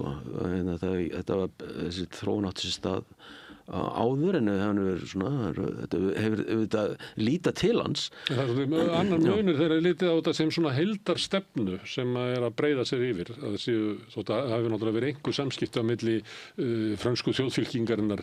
Þetta er líka samtaldi hættulegt. Samt ekki svo mikið, sko. Þetta er samtaldi hættulegt líka fyrir þessa flokka að taka upp mjög svona bara beinan stuðning við Trump. Hann er ofta ekkit vinsæll í þessum löndum. Þú veist líka hvernig hann talar almennt þessi lönd. Þetta er svona tvíeggja sverð, sko, fyrir þessa flokka að bara að stökkva á vagnin, sko. Þetta er líka þjóðernisflokkar, það má ekki gleyma því. Þeir eru sem eigin þjóðmenninga, þeir geta verið að taka við lítum á fyrsta kjörtímabil Trumps. Þegar Steve Bannon var að fara í þessa pílagrímsferðir sína til Evrópu og ætlaðist bara til að sameina þessa flokka undir byrjunum. Það gekk ekkert upp hjá honum. Þú veist, þetta er náttúrulega mótsögn sem felst í því að í einhver svona þverþjóðlegum tilraunum til að sameina flokka svona mótsögnin, sko, þetta eru þjóðernisflokkar. Þeir vilja halda við sitt eigið land, sko, þó þið geti unnið saman, þú veist, eins og í Evrópuþinginu eða eitthvað svoleiðis, sko. Þá hefur líka verið spenna oft á milli þessara flokka, þú veist, svo það er ekki þetta er eins og ég segi, þetta er ekki svona einfalt, má orða það þannig. Það var eitthvað sem að taldi hjá Farage að hann hefur sagt Trump sjaldnar. Já, ég skynni það líka. Það bara sér mjög á því, hvað hann segir sjaldan Trump. Og það óttast þetta geti... En áður en Trump var kjörinn og þá sagði Trump, sko, oft á dag. Já, það er akkurat máli, sko. En en það er verið að reyna, það er augljóslega með þessum orðum í þessari stefnu augljóslega verið að vísa til þessari flokka, þetta er alveg rétt, sko. Og Elon Musk er með afskipti, mætir á fundi á þessum flokkum. Já, hefur gert alveg frá upphafi. Svo Þannig hvernig gætu áhrif Bandaríkin hafði náttúrulega gríðarlega áhrif á pólitík í Evrópu á eftirstríðsárunum. Skiptu sér að pólitík þar. Hlutfallslega voru þau náttúrulega miklu sterkari en þeir í dag, sko. Evrópu, þú veist, þeir voru að skipta og voru að veita Marshall-áætlun og aðstöðun og allt það, sko. Svo er nú kannski ekki alveg saman að jafna. Svo ég átta mikið alveg á því hvað þetta hefur mikil áhrif á innanlandspólitík í þessum löndum. Eina sem þetta hefur áhrif örugglega á retórík þessara flokka, það geta tekið margt upp, þú veist, á þessu flokkum. En til dæmis það þessi flokkur höfðu samsama sig mjög svona oft Rússlandi, þú veist, og þeir eru auðvitað ekki svona, ég leit sko á tímabili leiti svo á að þetta væri svona meira bara til að vera öðruvísi en svona mainstream flokkar, þú veist, vera á móti þeim, gera eitthvað öðruvísi en og líka eins og með Meloni, þetta er tvírætt hvernig hún hefur komið fram og hefur ekki tekið svona, vera á móti þessari, þú veist, bara Úkraínustríðinu og líka bara innrásinni, svo hún er ekki að taka alveg afstöðu þar með Rússum. Svo þetta er, en núna er þetta miklu auðveldara fyrir þá ef Trump er þessari línu. Það er náttúrulega viljið Trump að þessi stjórnmálahreyfing rísi upp í Evrópu svo að hans hugmyndur samskipti Evrópu og Rússlands muni ganga eftir. Og allt eru stödd í því að rússnesk ríkisstjórn og bandarísk ríkisstjórn verður líklega að styðja sko sömu flokkana. Já. Það búið að vera mikið talað undanfarin ár afskipti Rússa af innanlandsmálum í Evrópu að hafa áhrif á kosningar og annað slíkt. En núna verður líklega bara Bandaríkin sömu sveif. Það gæti farið þannig og samt er þetta aldrei mótsetningi sem við tala um Meloni. Þú veist, mér veist hún sko, hún er ég hef alltaf litið svo á að hún er náttúrulega bara, hún er uppalinn sko í nýfasista hreyfingu, sko, þannig verður hún bara fer í þann flokk, bara arftaka MSI sem var bara nýfasisku flokkur. Sem að Mussolini stofnaði eftir að Þjóðverjarnir fóru. Já, það var stofnaður eftir að alveg beint. En svo aftur á móti eru þessar miðhægri stjórnir og miðvinst stjórnir núna í Evrópu bara mjög ánægði með hana mörguleiti, vegna þess að hún er svona pragmatísk á varðandi Evrópusamstarfið og er ekki að taka þessa línu mjög á í utanríkisstefnunni. en hún er að haga sér allt öðru þessi heima fyrir. Þar er hún að taka upp þessa populísku og er að þrengja fjölmiðlum og allskinn svoleiðis. Þar er hún, og þessi harða innflytjendastefnu og allt þetta, þar er hún að taka þessa línu, og ég vil meina að ástæðan sé svo, þá er hún að hugsa Ítalíu. Hún er sem hagsmuni Ítalíu, og þegar Ítalar vilja alltaf vera í sama liði og Frakkar, Bretar og þessi stóru Evrópuþjóðir, og hún vilja ekki einangra Ítala, úr því yfir þess að stundum bara er ekki haft samband við Ítala þegar þessar stórþjóðir eru að hittast, til dæmis þeir eru að hitta Selenski. Já, hún fær ekki að vera við aðalborðið. Nei, ég er að segja, en svo hún er næst, og þetta þola Ítalar ekki. Þeir þola þetta ekki, og þetta, ég held að sé svona strategísk leið líka fyrir hana til að vera með þetta reyna að komast alltaf hæst meðal Evrópuþjóðanna. Þess vegna er það út af þjóðarmetnaði í Ítali, þá verður hún að spila svolítið með meistaradeildinni. Og það skiptir náttúrulega máli í mörgu löndum eins og í Þýskalandi, að Þýskaland sé fórusturíki, og það skiptir máli í Frakklandi og Bretlandi, sem að við kannski hérna á Íslandi kveikjum mikið á, en þetta getur også skipt miklu máli, kannski fólk er ekki að kjósa beint út af þessu, en þetta skiptir miklu máli bara stöðu leiðtogans innanlands, að hann hafi sóma svona stöðu erlendis. Þetta skiptir sannarlega miklu máli fyrir Putin. Hvernig hann birtist til dæmis í heimsókn til Módi eða Sí, og að það að hann hafi verið boðið til Alaska á sama tíma og Vesturlönd voru að þóttust alltaf handtakan ef hann lendi hjá sér til þess að ákæra hann fyrir stríðsglæpi. Það skiptir náttúrulega miklu máli fyrir þessa leiðtoga að vera í réttu samhengi í fjölþjóðlega. Amen. Herðu, en stór hluti fjallaði Kína, og það var að sömuleyti síður herskátt heldur átti reikna með. Kannski er það mat af svona tilraunum fram eftir árinu að hóta háum tollum og eitthvað fleira, og þegar Kínverjarnir komu svo með yfirlýsingum að þeir myndu hefta útflutninga og fágætum málmum til Bandaríkjanna, að þá eiginlega bara fór loftið úr. Kannski er bara Kína orðið of stórt til þess að Bandaríkin geti kúað á efnahagslega. Það geta það ekki. Nei. Það er náttúrulega alveg skýrt. Þeir myndu skaða sjálfa sig miklu meira. Já, það er alveg skýrt, og ég held þessi alveg rétt mat, og það með einhverju leyti túlka þennan nýja tón gagnvart Kína þannig. Samt aldrei áhugavert að hvernig þið talaði Indland í þessari skýrslu, því að náttúrulega hann er búin að brenna alla brýr á baki sér gagnvart Indlandi, en það er samt ennþá talað það svona, þetta er ekki gert að einhverju, þetta er náttúrulega síðustu 15 ár hafa Bandaríkjamenn verið að rækta mjög tengsli við Indland einmitt í þessari sem mótvægi við Kína, og nú er svo stefna hefur Trump mjög veikt þá stefnu. Og en það er ekki verið eitthvað að upphefa. Indland er alltaf nefnt, en Indland er alltaf nefnt svona, og það er alveg svona virðingatón með bandalagsríkjum Bandaríkjanna, þú veist, eins og Japan, Suður-Kóreu, Ástralíu. Sem er kannski óraunhæft að Indland muni setja sig við. Ég held að Indland líti svo á að þeir taki ekki afstöðu í stórvelda átökum Kína og Bandaríkjanna. Þeir muni aldrei verið í öðru liðin á móti hinu. Það er ekki hagsmunir okkar Indverja, við myndum líklega bara að segja. Já, en þið myndu kannski tala svona fyrir ári hefðu kannski orðað þetta öðruvísi. Þá var alltaf talað strategískt samband Bandaríkjanna og Indlands, við erum í þessu saman og gegn Kína, og alveg, ég fór einhverjar ástefnu þar sem þetta gekk bara út af þetta og hvernig Indverjarnir töluðu, og við komumst upp með það að bara eiga okkar samskipti við Rússland alveg óháð öllu öðru, og það er svona sögulegt samband sem við viljum viðhalda, en við erum saman í liði gegn Kína. Og þessi tónn hefur eitthvað breyst, hann hefur eitthvað leiti breyst líka með þess að Japan og Suður-Kóreu, finnst það ekki? Það svona þau séu að hugsa, þú veist, kannski er þetta ekki besti og eini valkosturinn okkar að vera bara í liði með Bandaríkjunum. Ég veit ekki hvort þau ganga svo langt á þessu stigi, mér virðist nú ekki vera að gera það, en aftur á móti fara örugglega að hugsa það að flytja út vöru sínir eitthvað annað til annars ríkis en Bandaríkjanna ef þessi tollastefna hefur verið viðhaldið. Og það sé bara verið að vinna að því, þú veist, að finna bara nýja markaði. Það er sama með Ástralíu, ég held að þessu byrjar að hugsa sér gangi eins og sagt. Nákvæmlega. Svo kannski ekki alveg í sömu stöðu og Evrópa sem er náttúrulega það er, að sömuleyti er þetta, þótt að margt í skýrslunni sé svona slow train coming hafi verið svona leiðinni, að þá er hún samt þegar hún kemur og maður lesa þetta, þá er þetta náttúrulega rosalegur þvottapóki í andlitið á Evrópu. og allt tal bara íslenska stjórnmála sérstaka samband við Bandaríkin og vinaþjóðir og allt svona, að þú getur náttúrulega ekki kallað vinaþjóðir sem að tala svona um Evrópu. Það mun erfiðara.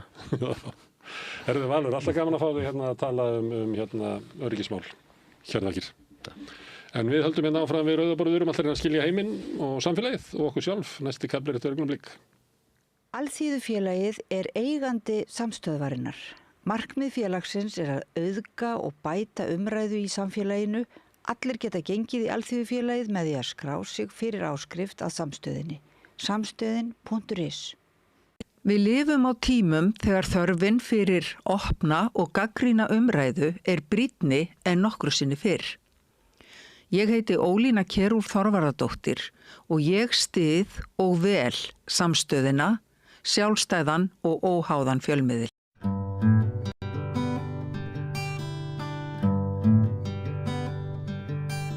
Einar Már Guðmundsson rithöfundur hefur ansi lengi prýtt íslenskt þjóðfélag með bókum sínum. Flestir mun eftir Englum alheimsins 1993, en það mætti nú svo sem ræða fjölmargar bækur sem að hafa vakið athygli og hans bækur eru svona svolítið þroskasaga manns sjálfs, svo ég tali fyrir sjálfa mig. Ég hreifst snemma af hans yrkingum og skáldsögum og enn er komin ný bók.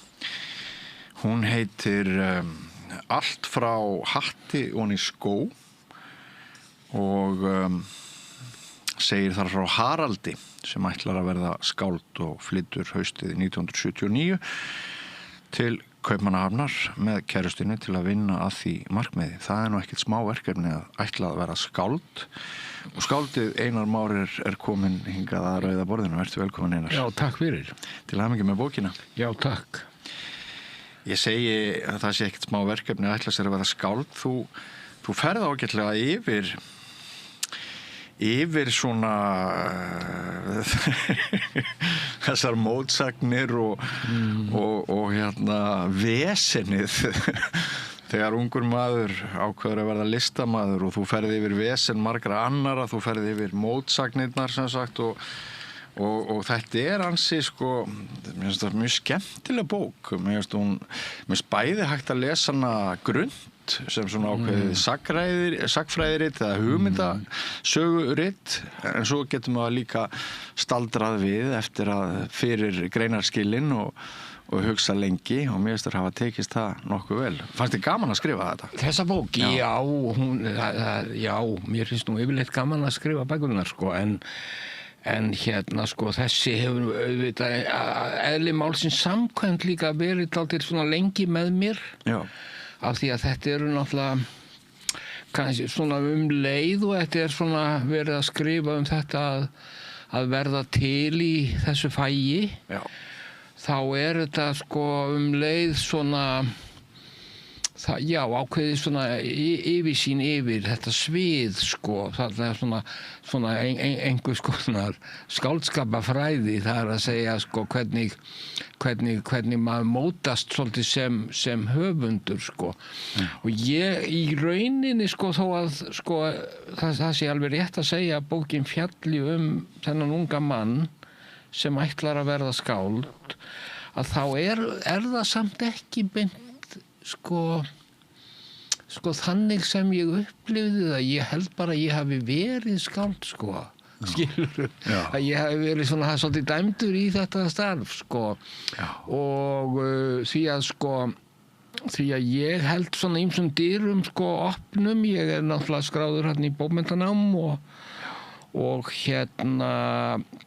einhvern veginn voru þessi tímar þú veist, þegar menn eru svona fæddir svona á þessum eða svona alast upp svona á 7. áratug svona í kringum hippa og 68 og svo allir þessi nýju straumar, þetta sem hefur kennt við svona postmodernisma og punk og fleira þú veist, þetta svona er alltaf hellast yfir þessa tíma og þá voru einhvern veginn tímarnir líka þannig að þetta einhvern veginn svolítið svona kom til þín, skilurðu. Já. Þú veist, það var ekki sko þessi ég man að við félagarnir við gerðum oft voðalega grín af þessum mönnum sko sem ætluðu að verða skáld sko með stóru S-i og þetta var svolítið svona en samt skilurðu en á hinn bóginn sko kom ekkit annað til greina í þannig sko síðan tekur auðvitað við sko og það alveg rétt sko þetta gríðarleg sko barátta og ég hef rakið sko part af þessari sögu sko sömu sögu en samt þetta alveg heildstæð annað verk, passamyndir ég svona hef bækurnar svona sem sjálfstæð verk en þau tengjast og passamyndir líka sko það árið áður 78 þegar maður fer til Noregs og að vinna svona og hérna upp í fjöllum og finna ástina og fara út í heim og það má nú segja svolítið dílefnað í þeirri sögu dálítið svona gömlu hugsjónirnar hvernig það rekast svona veruleikan það að segja hvernig fólk svolítið kemur undan vetri sko þannig sko voru svona í draumórunum eins og í passamyndu sko þegar maður var unglingur þá til dæmis kom alveg heill hellingur af svona ítölskum anarkistum sem maður var rosa hrifinn af og flott fólk sko og svo það 10 árum seinna sem ég heimsæki þetta fólk sko í Rómaborg þar sem það býr í flottu hverfi og allt það en margir mega muna fífilsinn hans sko með svona fegurli sko af því að þarna var bara sko höfðu fíkniefnin og eins og tekið yfirhöndina og það var nú dálítið þannig með sko vinstri hreyfinguna sérstaklega á Ítalíu sko þú veist að það varð mörgum af og þannig að sko það sem ég að segja sko þannig að hver bók hefur líka svolítið svona sinn heim og hér auðvitað lýst sko hérna í allt frá hatti og í skó þessum sko þá maður búinn að ákveða eiginlega þetta mitt karma að skrifa sko því hafði ég alveg komist að hérna í hinni bókinni ég líkti þessu svolítið við sko bara þegar þetta byrjaði sko ljóðin svona svolítið eins og eldgos sko og bara svo bara varð ekkert svo bara hélt þetta áfram sko en það var svolítið mál sko að vera að koma fram sem skáld sko þá varstu svolítið búin að afhjúpa þig sko segja að þú ætlaðir að verði eitthvað stórt innan gæsalappa og gefa einhver fyrirheit sem þú vissir auðvitað ekki hvort þú gæti staðið undir og þannig að það hendaði mér líka mjög vel að vera í sko bókmenntanámi og sagnfræði og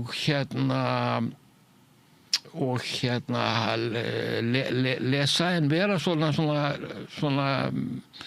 með í aðra röndin að skrifa sko. Já.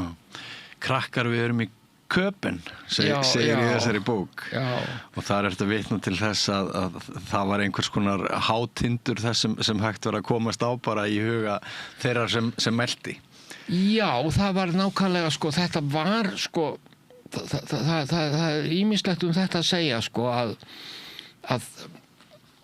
þarna var sko í fyrsta lagi náttúrulega Kaupmannahöfn og Ísland þetta náttúrulega alveg heimur út af fyrir sig Já, sem þú vefur svona, þú segir okkur aðeins af því hér og Íslendingar í Kaupmannahöfn sko bæði þetta sko að þarna ertu með allt samfélagið í hnotskurn í íslenska sko alveg upp og niður og þetta náttúrulega löng saga og löng hefð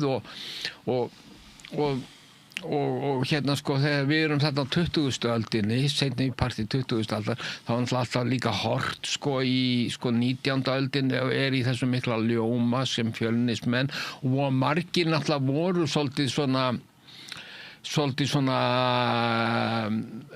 svona með einum eða öðrum hætti á þeim stað sko, þetta hugtak Íslendingur í Kaupmannahöfn var svolítið svona lifandi heimur, en svo var það líka bara svo myndaðist bara mjög sko svona sterk nýlenda má segja sko, af því að þetta voru mikið að skapandi fólki, talsvert af mönnum einmitt sem komið sér svona fyrir til að skrifa og reyna að fá þetta ráðrúm, en þurfa þetta ráðrúm til að móta sig og svo voru þarna líka sko mikið svona myndlistamenn og það voru tónlistamenn og það voru leikhópar og svo var þetta ákveðna frjálsræði sem sveif yfir vötnum í tengslum við sko, það var fólk náttúrulega sem var að flýja fordóma og sem hafi komið sér fyrir í Köpen og það voru við líka þeir sem vildu hafa svona aðgang af svona stöffi og hérna vera í góðu skapi allan sólarhringinn og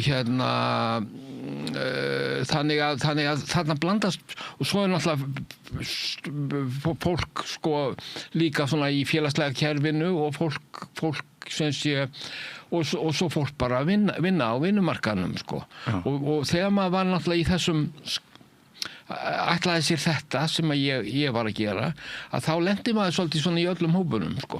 Já.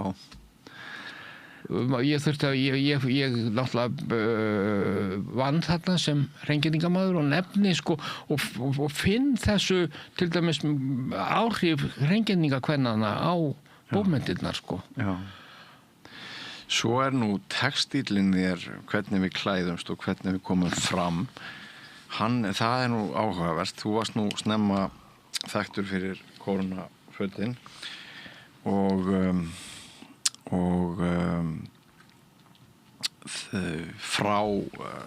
allt frá hatti onni skó, þú segir hér sögu af hvað hét það, herrafattaverslun P.O. Jú, þetta tekið úr sem sé undir áhrifum frá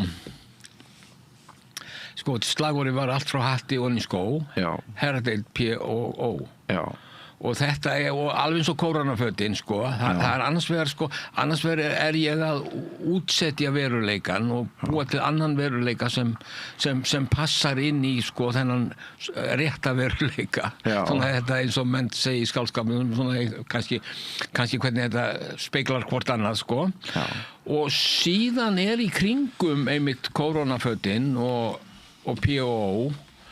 að þá þetta ákveðið andrúmsloft þessa tíma. Þetta þegar til dæmis sjónvarpið að byrja á þessi fyrirtæki og auglýstu svona jakkaföt og þeir sem voru svona ekki að taka klæðaburð hátíðlega og söfnuðu hári og svona fannst þetta að vera svona smáborgarabúningur sko og þannig að þá voru menn, þá var náttúrulega dálítið svona í þessari kynslóð sko svona innan allra þeirra gæsleppa sem það getur verið svona þessari hippa kynslóð svolítið svona yfirlæti gagnvart þeim sem kallaði voru smáborgarar en ég tengi þá líka sko þetta var tengt við að vera svona það sem menn kalla svona konform vera svona í samræmi við samfélagið og hlýða boðum og bönnum svona þú veist þetta maður kallið með hattinn.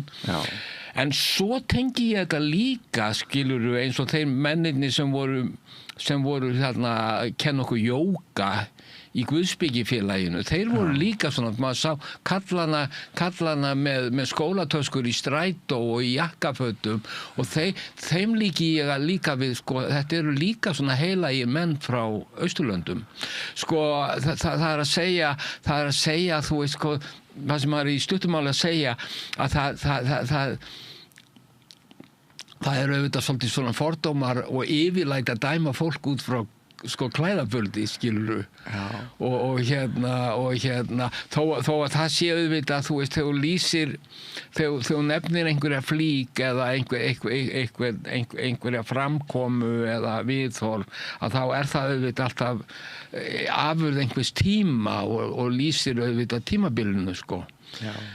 En það fylgir líka alltaf svona þessum svokölluðu nýju tímum alltaf, skilur þó að það fylgir þeim víðsýni, þá fylgir þeim alltaf líka þröngsýni, sko. Já. Þú veist hvernig, að því menn skilgreina alltaf einhverja aðra. Jú. En ef hinn fátæki listamaður hefði ekki það vald að geta dæmt smáborgarana, hvað hefði hann þá?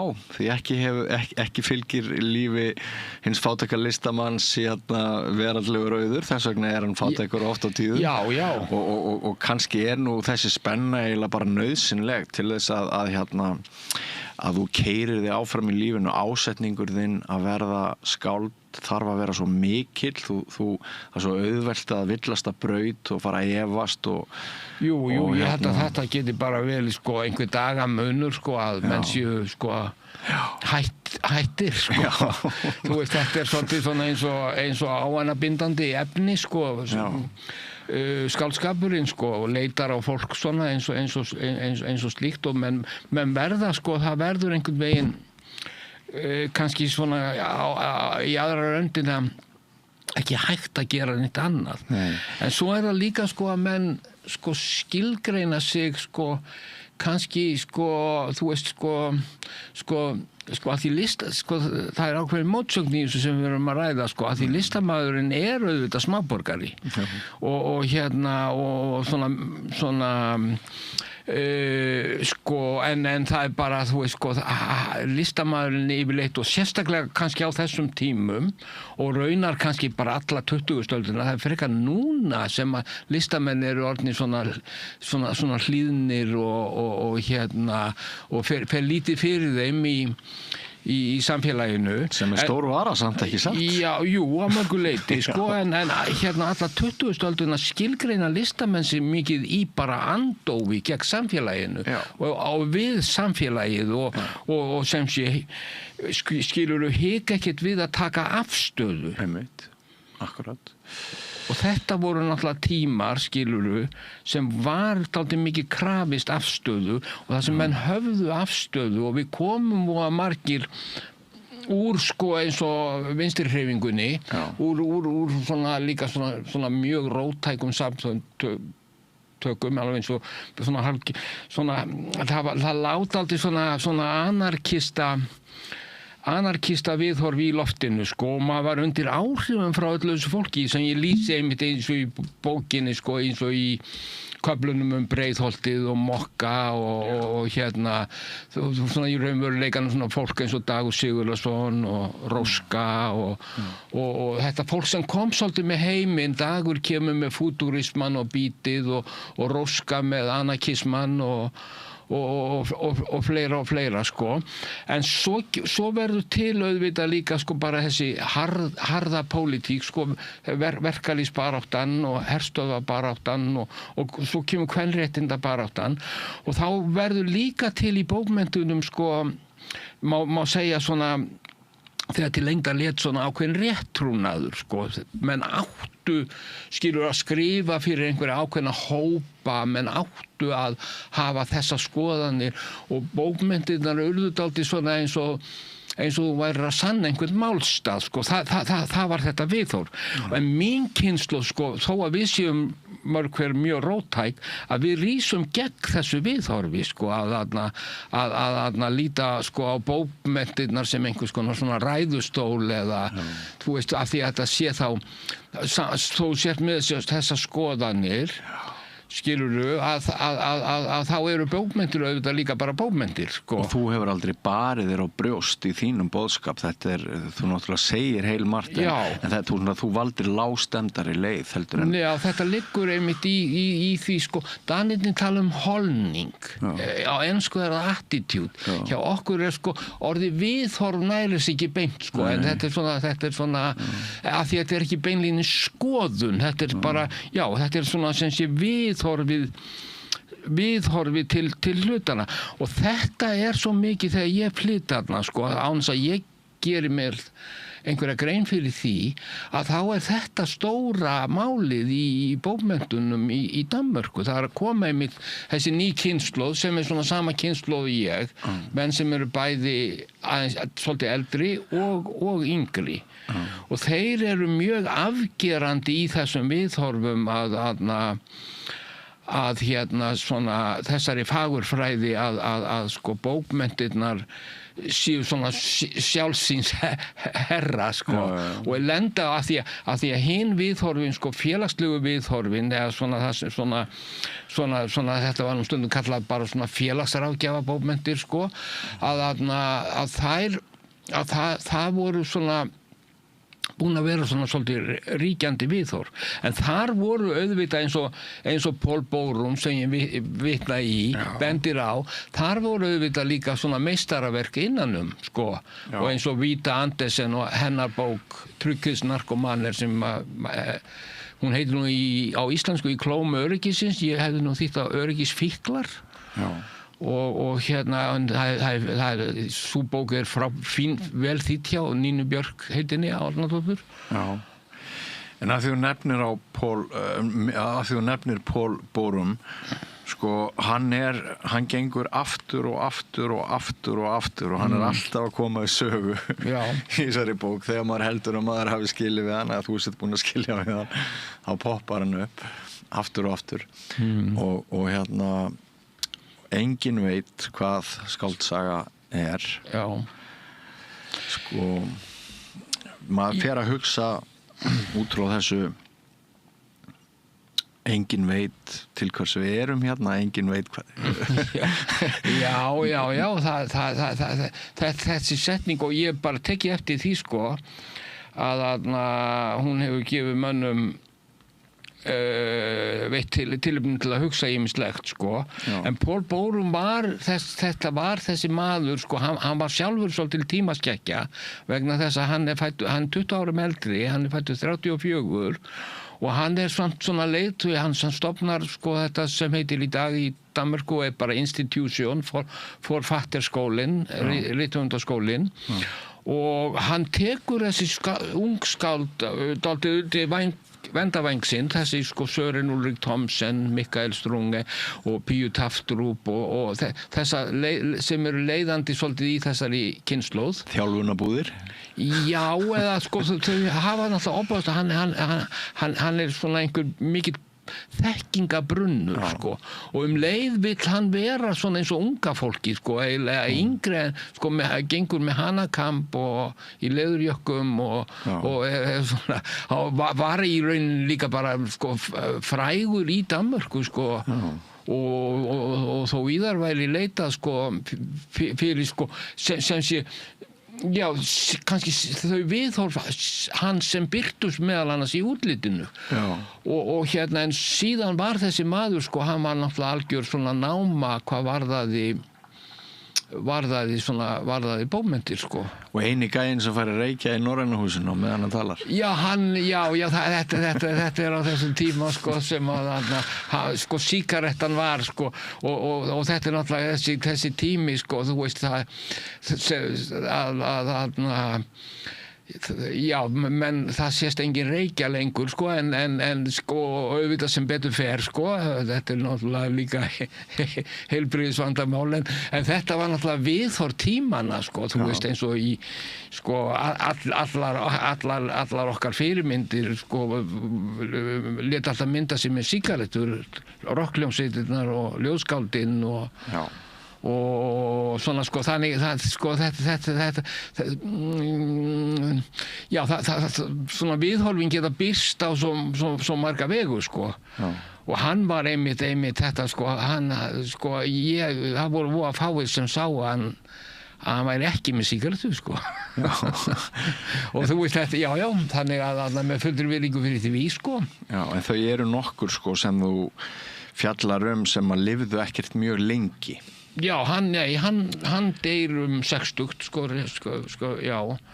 og hann var, og sko, en þessi, sko, annars vegar það þessi, sko, þessi áhrifaheimur, sko, þessi nýju tímarnir sem eru, þú veist, það í tónlistinni það pönkið, það nýbylgjan öll og sem kemur bæði einmitt líka úr öllum áttum sko frá Þýskalandi, Bretlandi og Bandaríkjunum, Talking Heads og Television og sama að segja sko skáldskapurinn þarna á fullu blasti frá öllum þessum stöðum og maður endalaust að taka við áhrifum, en síðan býr maður líka af sko þessum íslenska bakgrunni sem íslensku bókmenntum og því uppeldi sem maður hafði fengið sko sem unglingur sem svo kemur fram þarna sko, þá byrjar maður að lesa eins og Þórberg og Halldór Laxness og ég manna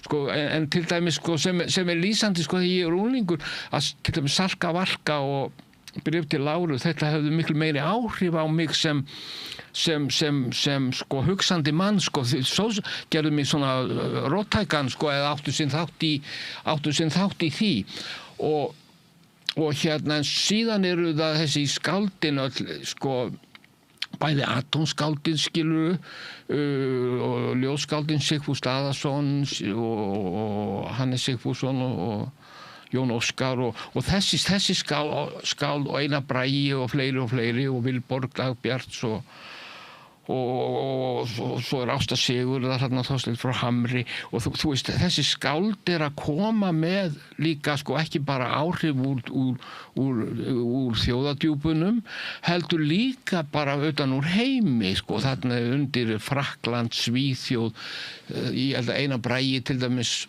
kynnti sænska ljóðlist Sigfús Daðason og Jón Óskar franska og svo það annar mikilvægur faktor sem að koma þarna, það þetta sem kallað svona modernismi í íslenskri sagnagerð sko Guðbergur Bergsson og Thor Vilhjálmsson og hérna Svafa og Steinar og hérna og Guðbergur var til dæmis fyrir mig alveg sérstakur áhrifavaldur og ég vef þessi til dæmis þetta nútíma ævintýri eins og Guðbergur bjóð til svolítið inn í þessa sögu og titillinn sko Guðbergur ásaldið í þessum titli því að hann talaði píóklædda NATO-pilta, hann talar það í Ástöð Salendra hjóna þó að það sé ekkert umfjöllunarefni sögunar sko í sjálfu sér en samt sko opastlegu partur af þessum tíma og það sem þessir höfundar koma með það þetta sko hjá Thor það náttúrulega þú veist þetta enginn eyland og veröldin okkar völlur til að skrifum og þetta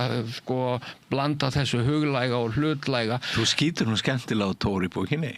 Já, með metsölubækunar. Já, það bara mannlegt sko.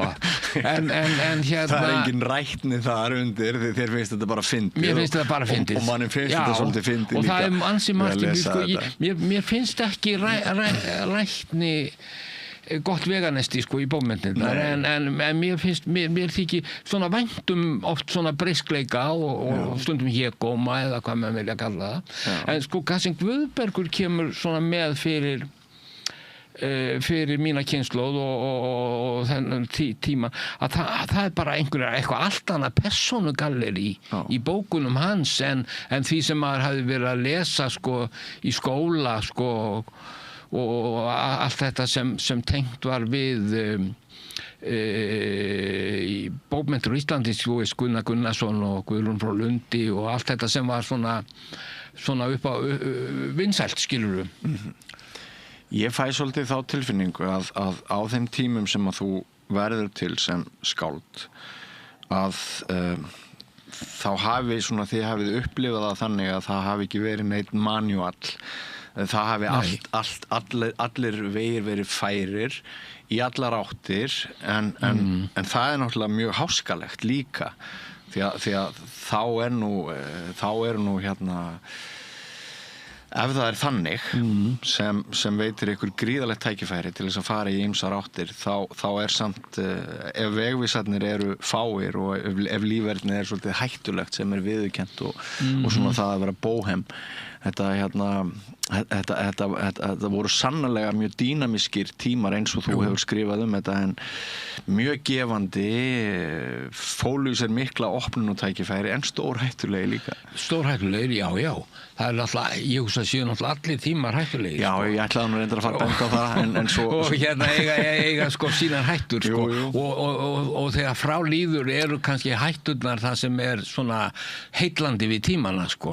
Já. Og en þetta sem orðar, þetta var vel orðað hjá þér, sko, það eru ég orðaði þetta þannig að gríðarleg umferð en engin umferðarskilti og einmitt þú segja, sko, það er óbúslega mikið í gangi, nánast allt og kannski ekkert er rétt, en þetta er dálítið það sem hefur verið kennt við sko þennan postmodernisma og sem er fólkið í því að sko að það er ekki lengur til neinn eitt sannleikur. Nei.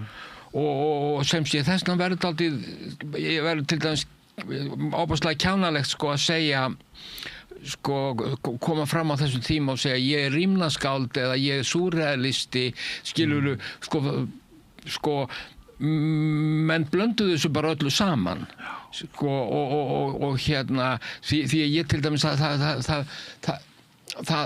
það verður engin skáld nema hann hafa einhvern súrrealisma í sér, skilurðu.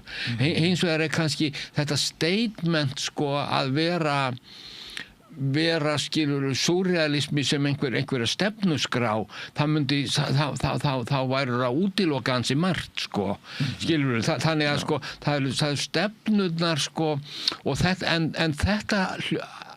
þetta sko það sem var dálítið merkilegt nefnilega sko svona eins og maður horfði á skáldskap sem strákur og heyrði sko Steinar og Vilhjálm frá Skáholti og þessi sko og einmitt þetta bóhema þegar við kemur inn, þá var svona ákveðin svona sko svona rónadýrkun má segja og það var til dæmis alltaf svona smásögur sem menn skrifuðu í skólablöð. Ég var ekki þar, sko.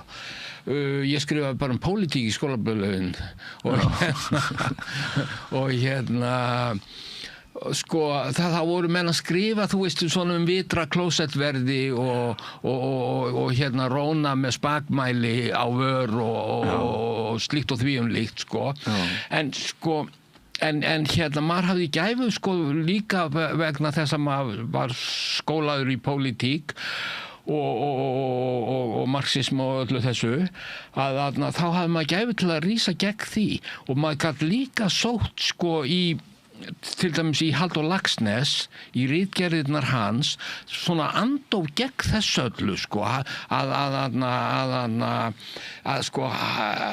Halldór Laxness sko við getum verið honum alveg óendanlega þakklátt fyrir sko að hann þó að menn væri sjálfur sko maður sjálfur óvirkur alkohólisti og allt það sko en menn ætti á Bakkus ætti þeirra sigra marga sko og þar með talið undirritaðan en þá hafði það ég var alveg með það á hreinu að vinna að bókmenntum og skáldskap og svona neysla það ætti ekkert saman sko það væri auðvitað fínt að verða einhvern tíma skakkur og sjá inn í aðra heima og endurskapa vímu í texta og eitthvað svoleiðis sko. Ég meina pabbi var hrifinn af sko aganum sem á honum fannst fylgja Laxness. Já. Þegar hún nefnir þetta. Já, einmitt þetta. Og íslenskt vinnusiðferði við nýkomin þarna út úr okkar harðinda tímum sko. Þjóðinni líkaði þetta. Já, einmitt sko hann Laxness kemur með þetta sko hann er náttúrulega líka svo afgerandi atvinnuhöfundur sko þó að þeir væru nú fleiri sko og þessir höfundar voru náttúrulega sko já, bæði náttúrulega predikuðu það að þetta væri vinna og unnu vel mikið sjálfir, sko. En var ekki samfélagið þannig á þeim tímum sem að þú ert að verða til að það er ekki svolítið þroska viðþróa Íslandi gagnvart þeirri ákvörðun að gerast listamaður? Og áður hún svarar því, þá langar mig til þess að biðja þig að svona velta þig fyrir þér hvernig hugarfar er hér á árinu 2025 vegna þess að ungt fólk segir mér að það þykir svona minna fínt stærri ákvörðun að fara út í listina í dag heldur en mér finnst það hafi kannski verið þegar ég var kringu 20 og hérna, þú veist, maður hefur margt að bölva fyrir alltaf þegar kemur að íslensku samfélagi en var þetta kannski svolítið góður heimur að spretta úr þarna var ekki bara, ef orðað á mannamáli, var ekki bara heilmikið snobbað fyrir hugmyndinni að leggja allt undir og gerast listamaður? Jú, en ég myndi segja samt kjarni málsins nú samt bara átt alþýðunar fyrir betri kjörum og velferðarkerfi sem skapar það að það verður til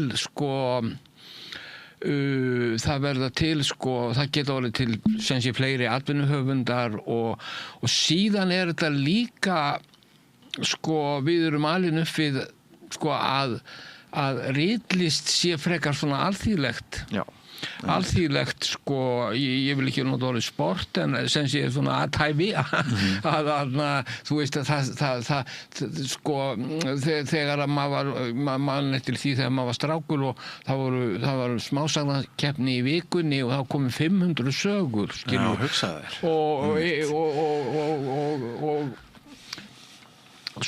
þannig að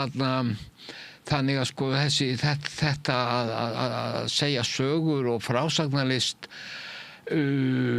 var íslenskum almenningi aldrei neitt framandi og ég nefni einmitt til dæmis hvernig húsmæðurnar á tímum kalda stríðsins þegar módellistarnir sögðu að allt væri frásagnarlistin væri dauð þá sátu húsmæðurnar við eldhúsborðin og ruddu út úr sér sögunum og hérna þannig að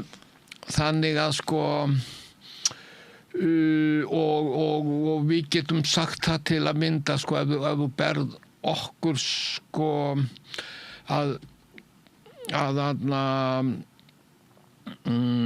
er til dæmis ekki sami það er alveg hugsanlegt að íslenskur höfundur sé þú veist af alþýðu fólki en það er mjög til dæmis í Englandi þá eru menn yfirleitt svona efri millistétt þú veist þannig að ég held að okkar möguleikar ef við hugsaum það allavega út frá öðrum að þá hafi þeir bara verið nokkuð góðir og lögmæti hugmyndarinnar að gerast listamaður það var fyrir hendi þótt þetta yrði hart það hefur alltaf verið svolítið svona tvíbent annars vegar maður segir þetta eins og þetta er kallað í Skandinavíu jantelóin þú veist að þú skalt ekki halda þú sért eitthvað og hérna sem Axel Sandemose skrifaði í sambandi við Nyköping Mors þetta smábæjar viðhorf sem hann ræðst opaslega gegn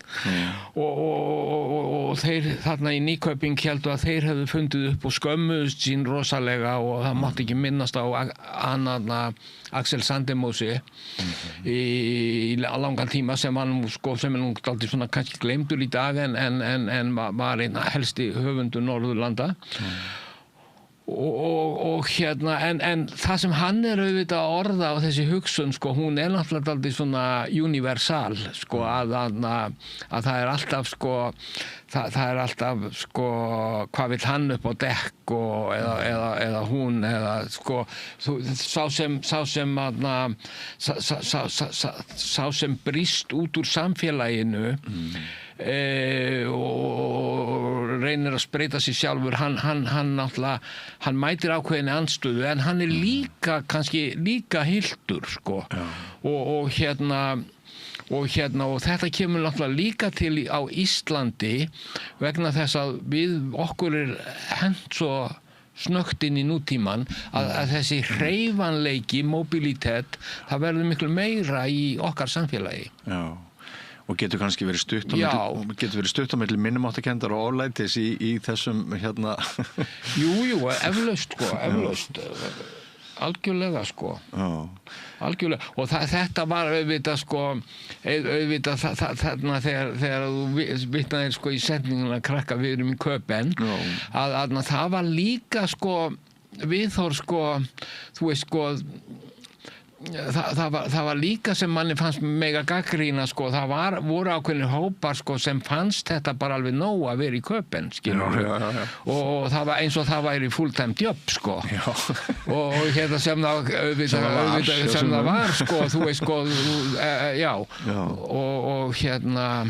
En það eitt sem að ég fór að hugsa og ég minnist mjög sterklega frá mínu menntaskóla árum, að það var svo mikil hvatningur kennaraliði. Ég var sko í menntaskólanum á Akureyri fyrir norðan og það var svo mikil hvatning hjá kennaraliðinu, ekki síst fyrir þau okkar sem að voru með einhverja svona listrænar gáfur, að fara út og það voru ekki bara þeir sem höfðu listrænar gáfur, það var bara svo mikil hvatning að fara út. Já. Og koma svo vonandi eða kannski tilbaka en það var svo mikil skilningur á því að Ísland væri ekki nóg og maður yrði að stækka við sig með því að fara út. Já, og þetta líka bara þessi fornaspeki sem ég skrif alveg heilan kafla heimskurinn sá sem heima situr. Og það er svo merkilegt með þetta orð sko, heimskur, að það er sama orðið og heima. Sko, og sem sé þó að megi líka segja sko heima er best og allt það, en þá þarna og menn snúi heim og njóti þess að vera þar, að þá þurfa menn að fara út og fara burt og koma aftur. Og það var þetta sko, þetta ég bjó einu sinni til ljóðum þetta sko hérna eyjabúan sem horfir út í heim og hugsaðar hvað allt sé miklu stórkostlegra þarna hinum megin og svo fer hann þangað og þá er það ekki þannig sko, það er allt eins og jafnvel síðra sko, en þá kemur hann tilbaka en þá er hann með fjarskan í farangrinum, skilur, og það er þessi díalektík sem þarf að vera til. Þegar fjarskinn bætist við þá er hann betur úr opnum búinn. Já, og þetta er bara þetta sko, hvernig bókmenntir verða til, það er annars vegar tengslinn við þitt eigið umhverfi og samtalið við heiminn. Já. Og hérna, já, og ég held að þetta var líka algjör sko, við getum náttúrulega ímyndað okkur svona menn bæði taktu eins og þessi höfundar sem voru til hérna, Laxness og Þórbergur og Guðbergur og fleiri og þeir voru ábyggilega líka svona hvatning. Og þetta er náttúrulega hvatning, þetta er náttúrulega þessi nýji tími, sko velferðarþjóðfélagið er náttúrulega líka sko það sem er að breytast, sko velferðarþjóðfélagið er auðvitað ákveðið kompromiss. Það er að segja að borgarastéttin heldur að hún sé að missa völdin og gefur eftir. Síðan hefur baráttan snúist það og eins og við sjáum mjög skýrt núna í Trump og öllum þessum villimönnum í kringum hann að það er að taka þetta allt aftur. Það er ákveðin heimseldi í uppsiglingu. Já, og þetta segja myndu svona fræðimenn segja að þetta er bara eitthvað sem liggur í sem sé kapitalismin vill fá eins mikið og hann getur og það þarf sem sé að þess vegna þarf sko svona fjöldabaráttu til að koma í veg fyrir það og við erum að lifa þessa tíma það sem til dæmis er búið að kannski þjóðnýta listamenn og hérna og til dæmis sko sem sé höfundar hafa sko það er flott að fólk geti hlustað á bækur og streymisveitur og svona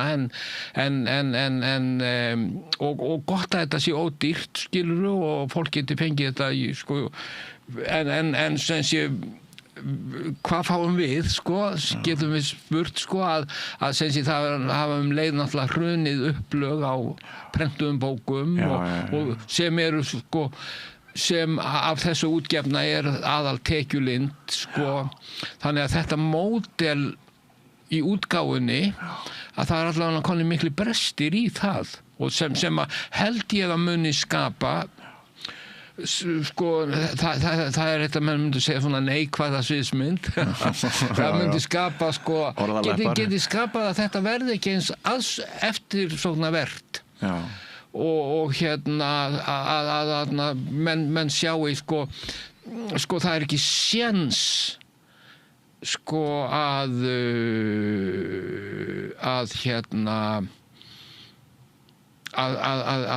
lifa á, skilur, ef þú tekur svona segjum bara svona skáldsögu, það yfirleitt svona 2 til 3 ára vinna, sko. Það getur verið minni og getur verið meiri, skilur við skulum segja það. Og sem sé, og nú þykir held ég bara ágætt ef skáldsaga selst yfir 1000 eintökum. Það bara málið. Og sko tekjur fyrir 1000 eintök eru einhver milljón. Já. Deildu því í 3 ár. Já. Og þá færðu, sko, þess vegna þetta auðvitað, sko, þessi, og síðan náttúrulega, þegar þú hugsar út í það, sko, veltan í kringum bókmenntirnar og sko í samfélaginu er síðan auðvitað talsverð, sko. Já, en Storytel sem dæmi bara þjóðnýting listamanns? Já, í rauninni, sko, þú veist, sko, þó þú sért með stóran katalóg af bókum og það sé talsvert hlustað á bækurnar einar, að þá ertu bara að fá svo lítið fyrir hverja hlustun. Já. Svo ég bregði mér nú yfir mig skikkju verkalýðsleiðtogans. Já, en við erum náttúrulega ekki vel læs í dag. Nei, svo það, sko, það er annar. En ég held að allt þetta tal, sko, sem er núna PISA-kannanir og skólakerfið, og ég held að skólakerfið sé bara mjög fínt að mörgu leyti. Staða íslenskunnar er ágefni. Og ég hef mjög oft komið, sko, þú veist, þegar það hefur verið neikvæð umræða unglinga og mikið farið svona í gegnum tíðina í skóla, en alltaf hitt þessa flottu unglinga. Það vantar bara að það séu sagðar líka fréttir af því. Ég er aðalega að beina spjótum mínum að fullorðnu fólki. Já, ég er að meina, sko, að ég held að nálgunin á þessum málum, sko þetta með læsi og hraðlæsi og eitthvað slíkt og því líkt.